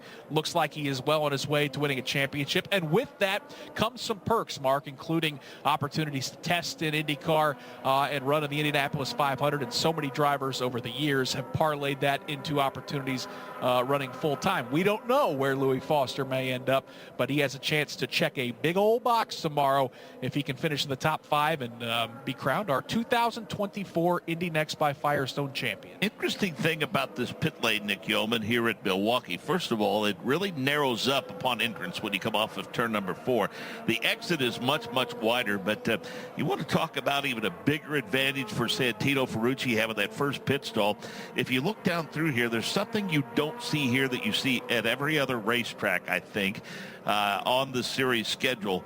And sometimes if you've got, 4th, you pick 5th or 6th or something like that, you may choose to be on either side of the break of the pit wall. And there's no such option here at Milwaukee. No, there certainly isn't. And that pit exit always fascinates me because, as you mentioned, it's rounded off into turn number 1. And then, if we get some long green flag runs, Mark, and you got guys coming off a pit lane and try to blend their way onto the racetrack, that can get pretty hairy. We've seen some moments down there in turn 1. What was it? Danica Patrick and Ryan Briscoe had quite a dust-up down at that other racetrack many years ago. So, it's always fascinating, and it is one of the more unique pit lanes. And the entrance to pit lane is always fascinating, too, Mark, because of that abrupt left-hand turn that you have to take just to get on this pit lane at Milwaukee. So that is always kind of the game within the game when you're racing here in Milwaukee. Last time we were on an oval, a fair amount of controversy involving a late race restart, and plenty to come out of that. We can tell you that situation continues to be addressed, and as we look down about the apex of turn number 4, we do see a line across the track. So they are making efforts to kind of maybe firm up more of those restart procedures. Yeah, and my understanding is, hey, once you hit that line, the green flag is out. I mean, ultimately, it's in control of the leader on restarts, but once you get to that line, at that point, it's a free-for-all, and ultimately, it's sending a message to the leader that you need to bring him down and you need to get on the gas. I felt bad, Mark, because, there was all this conversation about that restart involving Joseph Newgarden at Worldwide Technology Raceway. And then we go to Portland, where everyone was concerned about getting into turn number 1. And I thought Santino Ferrucci did the very sportsmanlike move. He brought him really quickly out of turn 12 with the green flag. And it cost him because I think Will Power set him up and got him down into turn number 1 and ultimately maybe threw away a chance for Santino to lead that first lap. But he was doing what the sportsmanlike thing is to protect the rest of the field. So they all got through turn number 1, which they did. But now you kind of understand why Joseph Newgarden does bring him down slow because, boy, if you're the leader, sometimes you're a sitting duck. So good to see IndyCar race control kind of laying down the law, not to not blur the lines a little bit more, but to solidify them so we know what to expect on restarts on Saturday and Sunday. Knowing what we know now, though, it wouldn't have mattered if Santino Ferrucci had cleared 1, 2, and 3. Eventually, Will Power would have gotten him because, no one had anything for Will Power in Portland. No, and ultimately Santino faded to an 8th place finish. Again, still very strong for that AJ Foyt team. But Will Power and Alex Palou, those two in particular, had everybody covered at Portland last weekend, and it probably was ultimately just going to be a matter of time. Pit lane speed violation for the 78 car of Connor Daly. He heard from race control, and Connor Daly getting a chance to close out the season for Huko's Holliger, Nick Yeoman, and what it boils down to basically is that it's a battle for that final leader circles position for with a lot of money at stake for these race teams. It's a battle between Connor Daly and Christian Rasmussen at this point. Yeah, I think it's just north of about $1 million, so that is a lot of money on the line that all these teams get if they finish in the top 23 in entrant points. So very important to try to get your car up into that area, and obviously with the struggles that Augustine Canapino had, Ricardo Juncos made the decision to put Connor in that car, and ultimately, Mark, he's trying to knock out the car that he used to drive, that 20 entry for Ed Carpenter Racing. So that is always kind of an interesting storyline to watch towards the end of the season.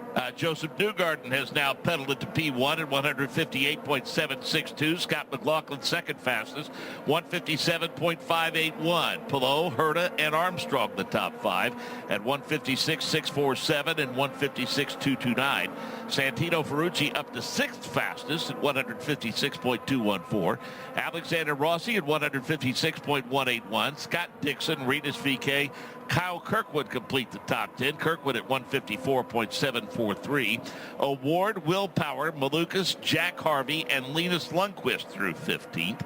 As we see that Kyle Kirkwood's got to make another run through the pit lane because of a pit lane speed violation. He's serving that as we speak. Fittipaldi 17th fastest. He's at 152.665. Then Lundgaard at 152.652.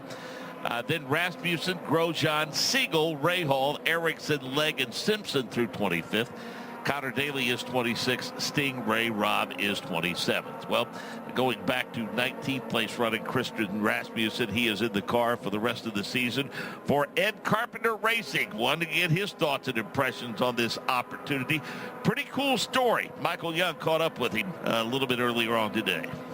With Christian Rasmussen getting ready to run here at the Milwaukee Mile, this is a loaded question, but I don't know if the fans have been aware, but it was a big announcement that you're going to finish out the rest of the season on the ovals. Ed stepping aside, allowing you to finish the season. Of course, that leader circle money is so very important. You're currently tied with the 78 car as far as entrance points goes. How did that decision come about? Were you part of that decision, or was it sprung on you as like, hey, we're going to put you in the car? Yeah, it was kind of sprung on me. You know, Ed asked if that was something that I would be willing to do for the team. And I, of course, am a race car driver. So when a race is presented for me, I'll, of course, do it. So, yeah, I know it was a big decision for Ed to take and step away from the seat and let me do it, but a decision that I really appreciate.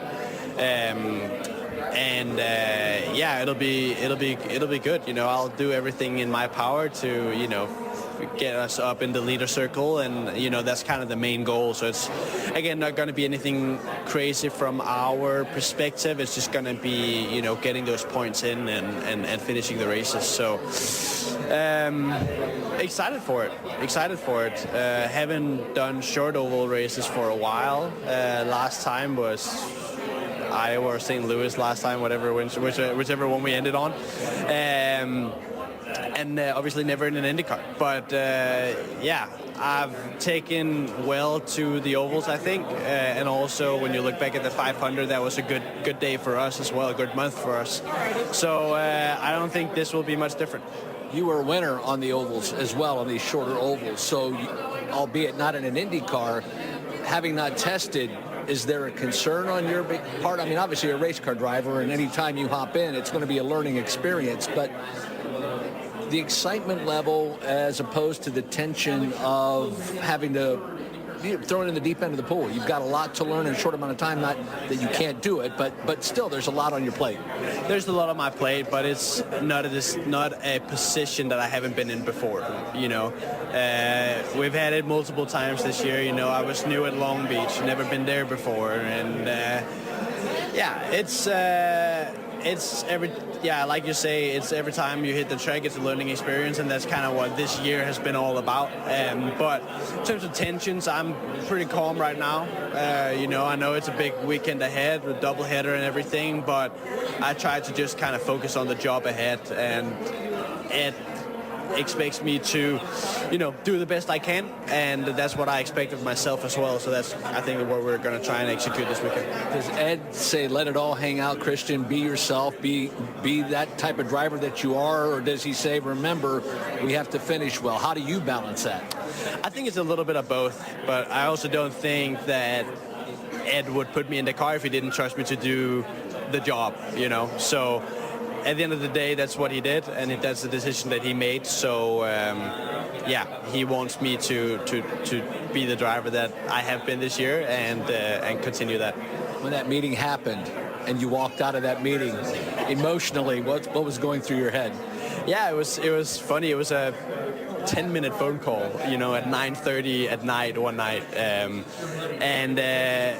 First thing I got was a text from Ed around 9:30 that asked if I had a minute to talk. And then, of course, this is silly season and you don't really know what's going on for next year and all this and that. So I thought my mind went directly to bad news. So I was a little bit nervous to pick up the phone and call him, but I called him, and then obviously it was good news, and I was super excited. Huge opportunity for me to show what I'm able to do on the ovals as well. And just excited to see what's ahead. Can't wait to see what you're able to do. Best of luck this weekend. Thank you. That's Christian Rasmussen. That's a good story for sure, and a lot of folks pulling for him and Ed Carpenter Racing to finish the season really strong with he and Renus VK. And this is a driver and a young man that we've had the opportunity to watch literally come of age before our very eyes, Nick Yeoman. And I'll tell you what, when he was in Indy Next by Firestone, that kid could wheel a race car. And so good on the ovals, too. I mean, he won every oval race that we ran a year ago. Obviously, there aren't a ton on the schedule, but he was so stout and good enough on all the road and street circuits to bring home the championship and getting an opportunity to run for Ed Carpenter Racing. And it's been an up and down season. He's had some bad luck. He's made some mistakes, as all rookies do. But I think we saw a glimpse at the Indianapolis Motor Speedway, Mark, when he came home. What was it? It was a top 15 finish. I want to say it was a 12th. 12th place finish in the Indianapolis 500 as a rookie. That's not too shabby for Christian Rasmussen. So he is bursting at the seams with potential. I think Ed Carpenter sees that. It's why he made that tough decision to pull himself out of that car and ultimately give Christian an opportunity to test the next 3 races and run that 20 car. Alexander Rossi, a bit overly assertive, coming onto the pit lane, violating that pit lane speed. He had to serve that penalty and has done so. And you'll start seeing activity start to pick up, Nick Yeoman, along the pit boxes, because we're down to just 30 minutes remaining in this session. It's time for drivers to work on those hot stops. Yeah, we're watching action pick up on the racetrack as well, Mark. Been watching the last couple laps. Scott McLaughlin has kind of been stalking the 60 of Felix Rosenquist. Thought he had a good run down the back straightaway. Couldn't get that pass done, but he set him up down the front straightaway and made that pass going into turn number 1. In fact, there's a quartet of cars behind McLaughlin heading down the front straightaway with some drivers running in traffic with Rosenquist. You can throw Graham Rahal in there as well as Roman Grosjean. So drivers mixing it up, Mark, and you're right.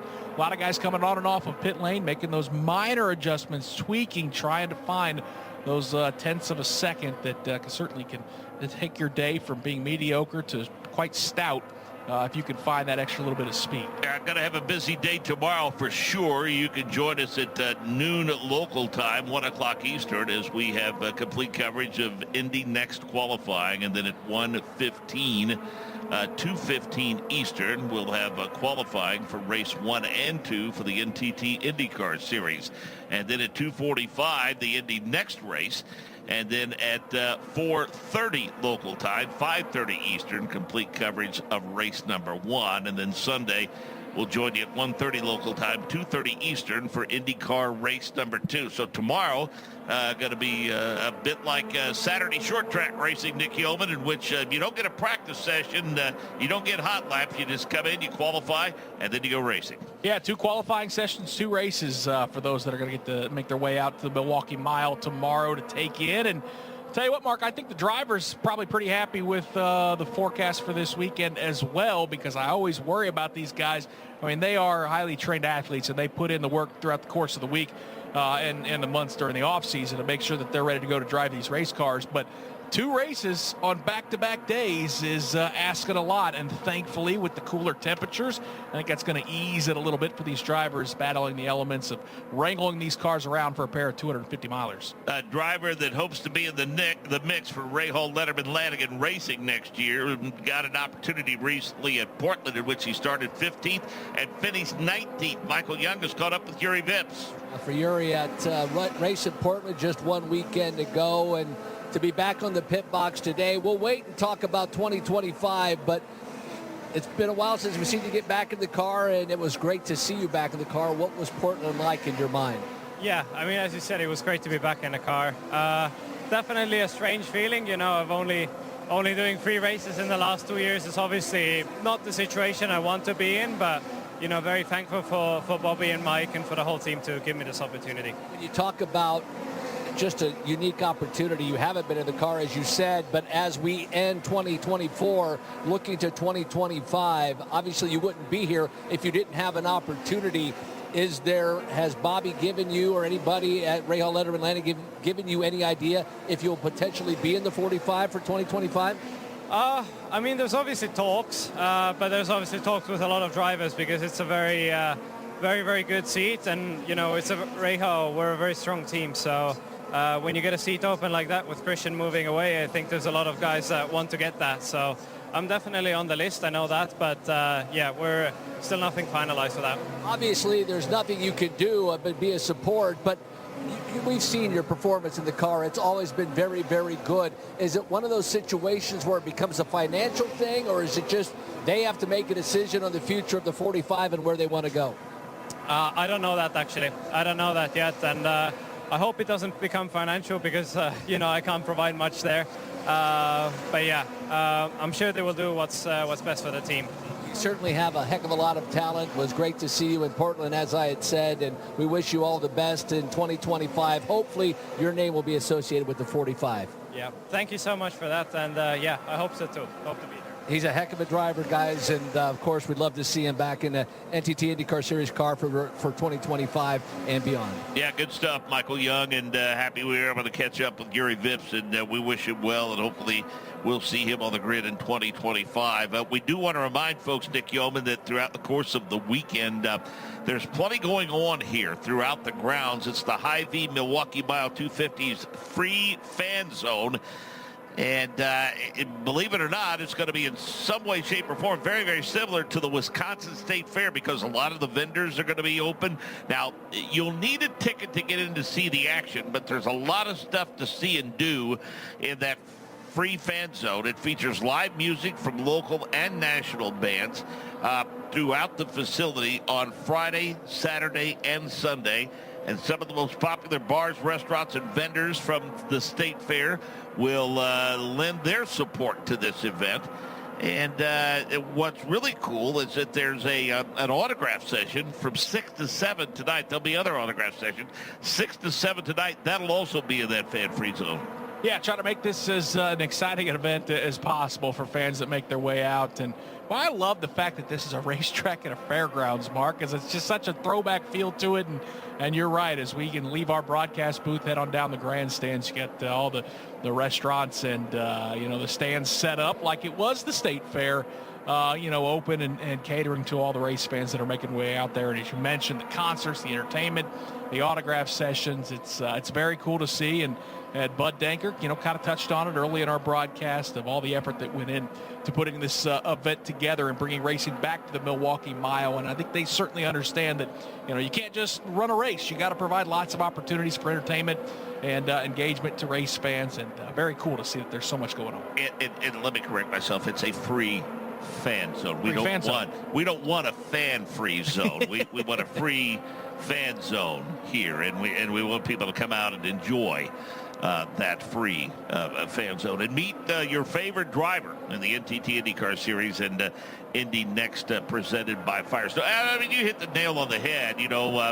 For many, many years, you could just simply throw the gates open and people would show up. But you know what? The attention spans are a little shorter than they used to be once upon a time. And folks maybe want to watch 25, 30 laps or so and then maybe go grab something to eat and find some alternate form of entertainment. And I think especially oval promoters in this series have done a very good job of realizing that and providing a variety of entertainment over the course of a race weekend. I think you and I have seen it personally, Mark, as to why the street course events are so popular. Right. I mean, you in the early days, IRL was an all-oval series, and getting a chance to experience those street circuits for the first time, realizing that those things it's a racing event, but there's a party going on. And there's, you go to Long Beach, you got the convention center, and you can check out vintage race cars, and there's vendors there, and there's just so much to see and do, along with having, the luxury of being downtown in a city. You don't have that a lot of times at Oval, so you got to bring the entertainment to the fans. And folks here at Milwaukee and Penske Entertainment certainly seem like that is a priority, and they're going to try their best. Newgarden, Dixon, McLaughlin, Armstrong, and Lundqvist, the top 5 now. Speeds ranging from 158 among the top 5 to 157.071.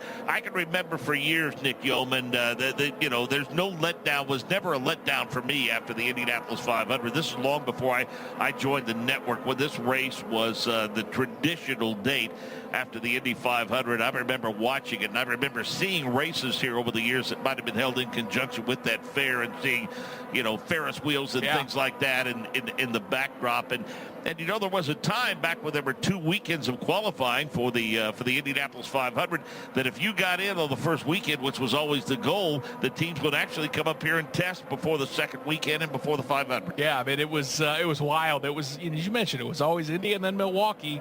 And what great opportunity then to get a head start on your fellow opponents by coming up here and testing in Milwaukee with that week off in between with qualifying. So yeah, it's pretty cool. This race and this track just belongs on the schedule, and I'm as excited as you are, Mark, that it's back, that INDYCAR is where it belongs, and that hopefully this is a marriage that can continue for many years. Well, and again, those of you that have pined for so very, very long for the return to ovals, the series has done a really good job of giving you your wish, and so it's important for you to show up and support it, as we're watching the 66 of David Malukas work his way around the racetrack. And Nick Yeoman, it appears as though that David Malukas is starting to develop a little bit of comfort in that middle groove, and maybe even that high groove through 1 and 2, certainly. Yeah, and no surprise that he sits where on the time here, 6th right now. And the top 5, you've got 2 Penske cars and Newgarden, McLaughlin,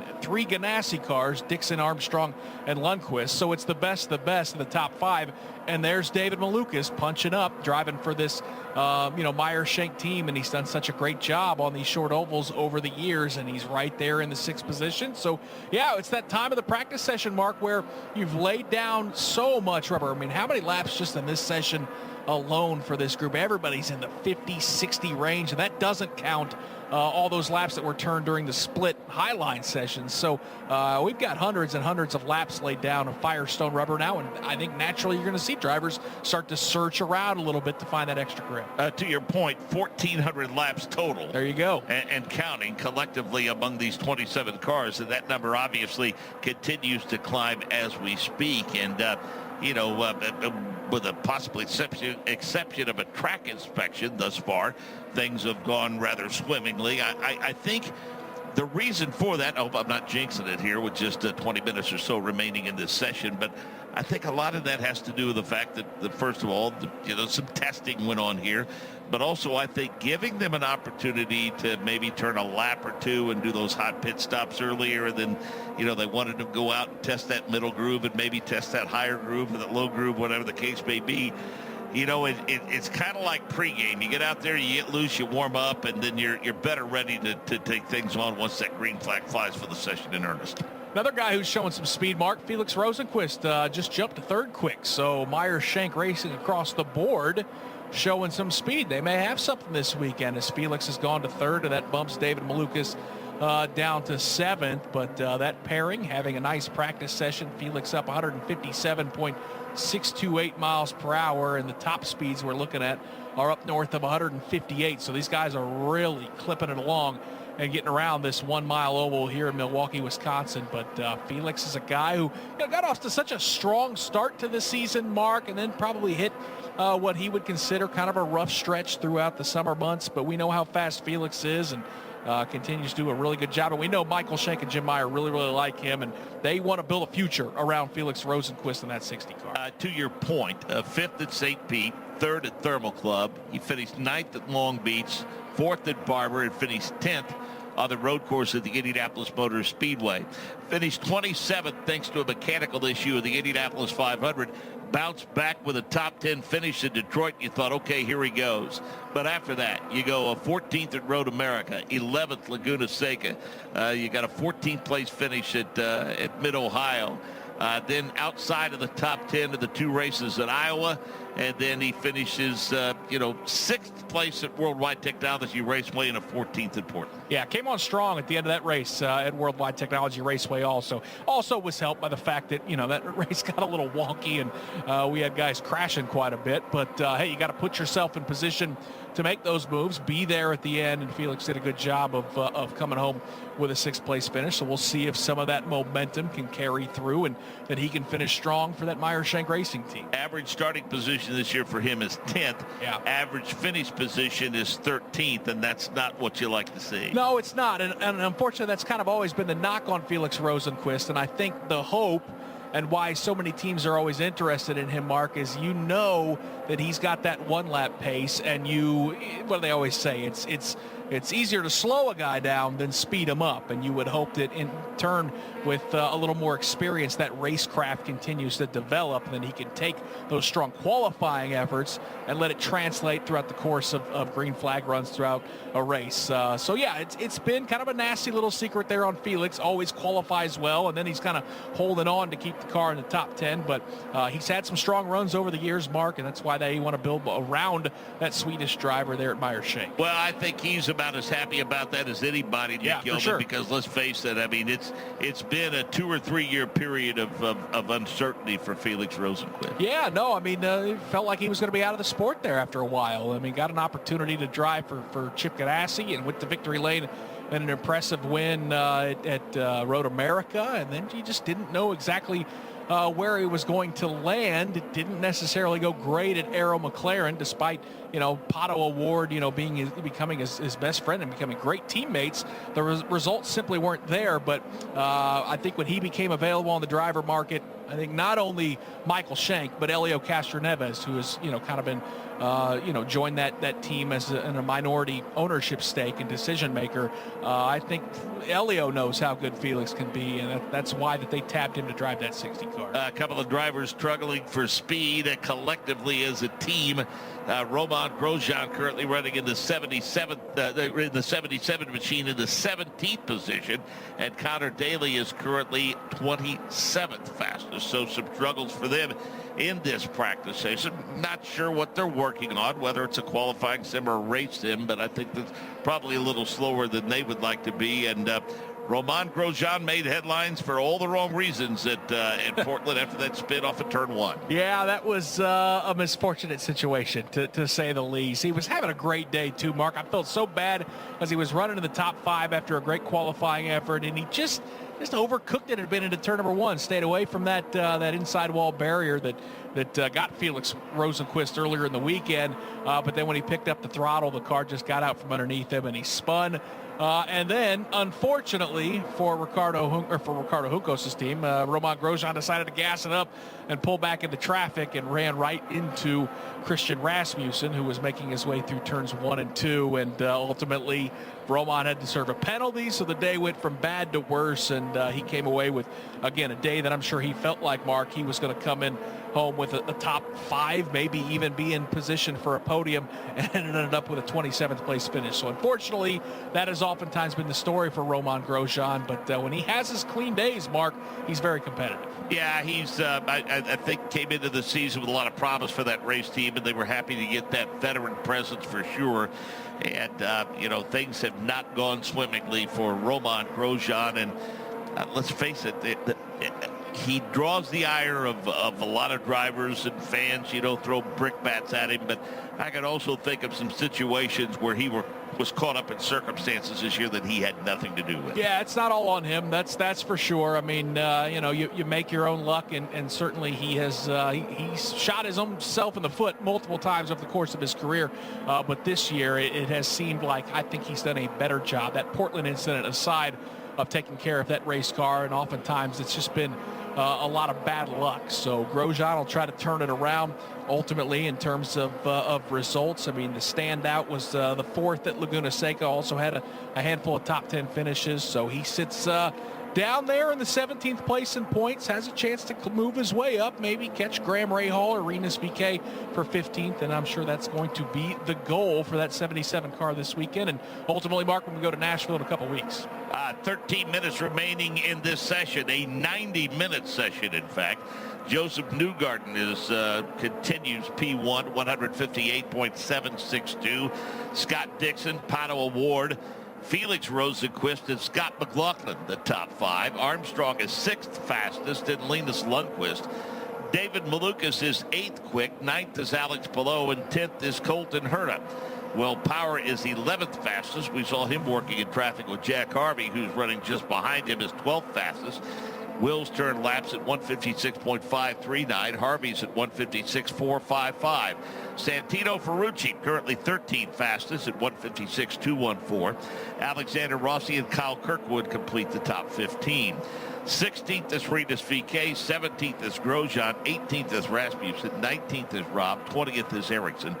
21st is Rahal, 22nd is Fittipaldi, 23rd Christian Lundgaard. Daly is 24th, 25th is Siegel, 26th is Kiffin Simpson, and 27th is Catherine Legg. We do want to remind you that there are 9 position grid penalties for the following drivers and their cars: Joseph Newgarden, Nolan Siegel, Marcus Armstrong, Pietro Fittipaldi, and Christian Lundgaard. So, Nick, a little pressure on them to get as high up in that qualifying order as they can. Yeah, maybe the most notable one that you mentioned is the driver that currently sits P1. So if Joseph Newgarden has a car that is good enough to grab pole, he's not going to start there because of that penalty. And it's a pretty wide margin right now for Newgarden. His quick lap at 158.7. That's 7/10 faster than Scott Dixon, who sits in second. Wonder if Team Penske, I don't know, Mark, if it's too early to be concerned, because we don't know what all these teams are working on in terms of setup. But for Team Penske, it's all about trying to help Will Power win that championship, because he's the best bull in the chamber. And unfortunately for that team right now, Newgarden looks strong. McLaughlin's in the top 5. Power, not necessarily buried, but he's down there in the 11th spot, Mark. And as we know, based on that cushion for Alex Palou, that's not going to get it done for Will Power. He can't run mid-pack. He has to string together wins and podiums if he wants any chance of tracking down Palou. I know he's currently running in the 26th position, but I do want to share that this morning at the hotel, had an opportunity to catch up with one of my all-time favorite people in all the years that I've been doing this, the spotter for Kiffin Simpson, Michael Crawford. And I mean, Michael is a lifer in this sport, although he did take a few years away to go teach some college classes at Marian University, but probably said maybe should have waited a year because of the family situation and everything, but an opportunity came along for him to serve as a spotter for Kiffin Simpson. And he asked me, he said, well, what do you think about the job that he's done this year? And I said, well, I think he's gained a measure of respect among his fellow competitors. I don't recall him ever being in what you would call the way. And it seems like week in and week out, Nick Yeoman, we look up on a regular basis at Kiffin Simpson, regardless of where he starts, seem to find his way inside the top 15. Yeah, I mean, the learning curve is steep in IndyCar. It's steep for all these rookies. I mean, even the guys that had tremendous amounts of success winning races or championships in Indy Next. Guys like Christian Rasmussen, he hasn't lit the world on fire. Linus Lundqvist was our champion a couple of years ago. He hasn't necessarily lit the world on fire. So Kiffin Simpson is finding that out as well. And I think you're right. He's doing a lot of learning. He's got some great teammates to rely on. But it's not just an opportunity for Kiffin for the first time in IndyCar, but Mark, he's got a strategist, a guy that you and I know very well in Chris Wheeler, who's getting an opportunity to be on the pit box for the first time. So they are all learning together. And I think the Chip Ganassi's kind of taking the long-term approach with this group of trying to get Kiffin up to speed, and maybe he can find a driver and a strategist in the long-term in the future. And I think you're right. I think Kiffin's done a decent enough job to stay out of the way. You know, hasn't necessarily had a standout performance. Was 14th in a race at Iowa, had another 12th place finish actually to kick off the season at St. Pete is his best result. But he's done a really nice job, done a lot of learning this year. I turned the tables on him. I said, the important thing is, how do you guys think he's doing? What's the matter what I think? And he goes, well, he said, Sebastian Bourdais, serving as a driver coach, there's times when Sebastian feels like maybe he would like to have seen more progress this year than he's seen.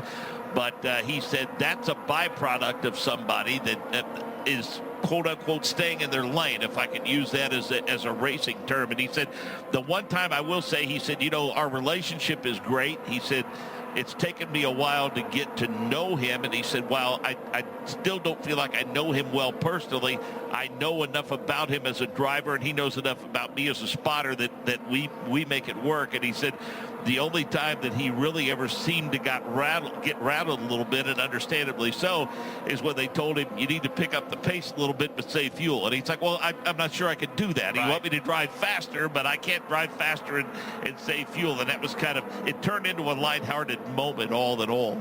Yeah, they're pretty pleased all in all with his progress throughout the course of the season as we watch the top two championship contenders engaged in a pretty good battle.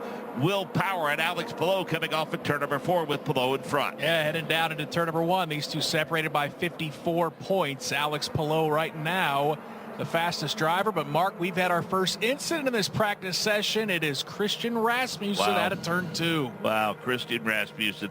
Looks like he's made some contact with that right rear, Nick, and was able to get it wound up. And Christian Rasmussen has brought out just the second caution of the session, and the first one was for debris. Yep, that GuyCare Chevrolet has come to a stop about 50 to 100 yards at the exit of turn number 2. We'll get the first look, Mark. He was all by himself. Boy, that car just shot right up the racetrack. Yeah, just skated right up the racetrack.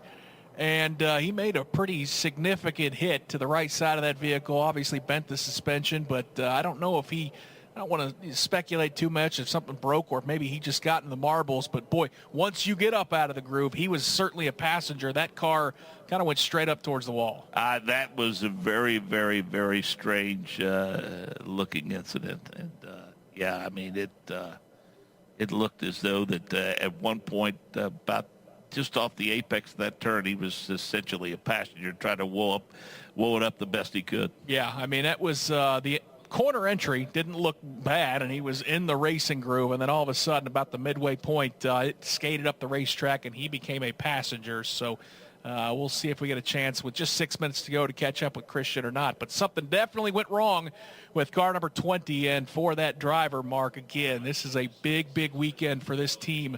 They want to try to keep that car in the money. They need a good run, and unfortunately, they're going to have to make overnight repairs. Christian Rasmussen, in terms of speed so far today, solidly in the 18th position, 154.732 miles per hour. He had turned a ton of laps too, Mark, 77 in this practice session, but unfortunately, it will end with a damaged blue and black Chevrolet bringing out a yellow here with just about 6 minutes to go in practice as the driver out of that car. That's the best of news. He'll take the mandatory trip to the Infield Care Center, and that Ed Carpenter Racing team, Mark, unfortunately, will go through the process of first assessing the damage to see how bad it is and making those repairs so that he can go qualifying tomorrow. Yeah, how about one more time? You give us an idea of what the Indy Next by Firestone is up to tomorrow. Yeah, we're going to start things off here at the Milwaukee Mile as far as our shows here on IndyCar Radio at 1 o'clock Eastern Time, noon local, with Indy Next qualifying. Their race is later in the afternoon, 3:45 Eastern, 2:45 Central Time. Louis Foster trying to close out a championship. He can do that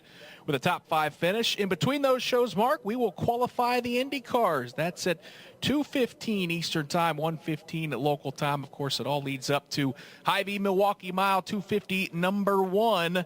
You can catch that right here on IndyCar Radio, 5:30 Eastern Time, 4:30 Central. That's tomorrow afternoon. And, of course, we're not done after that. Pair of races, Sunday's race, live coverage coming at 1:30 local time, 2:30 Eastern. Like these doubleheader weekends? I do. I really kind of do. I just think it's a challenge. I think it puts a lot of pressure on these teams in practice sessions like this to know that, hey, you're not going to get multiple practice sessions to kind of ease your way into the weekend. We're going to go racing tomorrow. So it puts a lot of pressure on these teams and these drivers. And I think it's a lot of fun, especially for folks that want to travel, not necessarily that aren't local, that want to travel in, come for the entire weekend, and know you're going to get a chance to see 2 IndyCar races. I think it's a pretty cool deal, Mark. I like the pressure it puts on the leader in the championship chase, knowing that there's a lot of points up for grabs this weekend, and I like the optimism it gives those that's chasing them. The problem is our championship leader is a guy who I don't think feels any pressure. Yeah. Alex Plow. It hasn't mattered if it's battling the best of this series or lawsuits but you're not going to convince contracts. me it's not crossing his mind that he hasn't won an oval and he's got 3 ovals left. And I'm sure he's a prideful driver. I'm sure it bugs him too. He wants to knock it down. He said he wants to get that first oval first oval win so people will quit asking about it.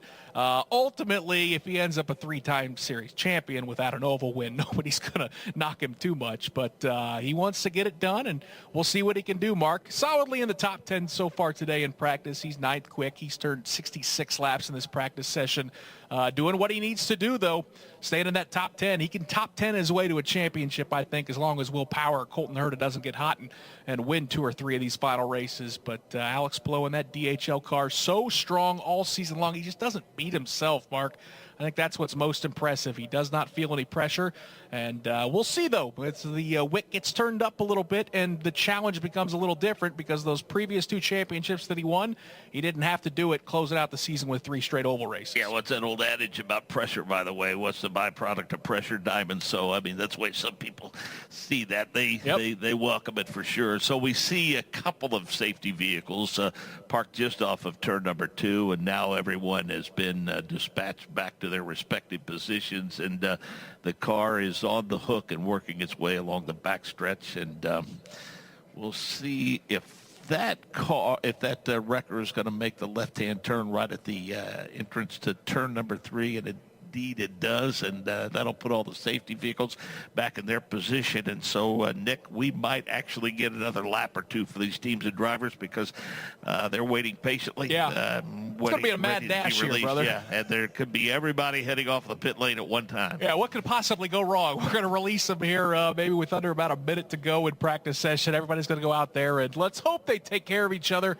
What has been a busy practice session, Mark. Looks like we're going to get 90 seconds left to practice here at Milwaukee. Yeah, there's a couple of cars that look like that they've decided to stay put as we look up and down the pit lane. It looks now maybe they lulled me into a false sense of security because they waited wisely, I think, until all of that traffic cleared. Yeah, I think that was David Malukas. He was sitting on pit lane. Everyone's buzzing past, and same with Christian Lundgaard. They're just now releasing that Hy-Vee-sponsored car. So everybody's going to get a lap or 2 here at the end of the practice session. But, yeah, you definitely want to pick and choose your spot on the racetrack. And we're looking at the Wolfpack across the way, and they're kind of setting up to get one more hot pit stop in. And it looks like Marcus Ericsson's crew might be doing the same thing. Yeah, another good opportunity just not only to trim out those cars and find the speed and get the driver feeling comfortable, but you want to get those pit crew guys feeling comfortable, those men and women that really risk life and limb going over the wall. They need those reps too, Mark, and so often we see them do these hot pit stops at the end of the practice session where, hey, not enough time to go out and get a solid run on a set of Firestone tires. Let's work on all in and out laps, which, as we've seen over the years, when races get strung out, we don't see a lot of cautions. Those in and out laps and those quick pit stops, those can win you races. Pato Award, Linus Lundqvist, Stingray Robb. We also, as you mentioned, David Malukas. We mentioned Marcus Ericsson. We see him in the pit box right now, the crew pouring over that car. We see Marcus Armstrong a few boxes in front of him. He has come on and off pit road. Pato Award working on his out lap now. Stingray Robb is doing the same. Scott Dixon bringing his car to the attention of his crew one more time. Christian Lundgaard right across from us just past the start-finish line is doing the same. So Firestone Firehawks will plenty up and down as these teams see the checkered flag fly. And it looks like cars are coming back to the pit box and they'll get one more shot at a pit stop under hot conditions. So with the checkered flag in the air, Joseph Newgarden finished the session fastest at 158.762. Scott Dixon at 158.080. Pato Award third fastest at 157.750. Felix Rosenqvist 157.628.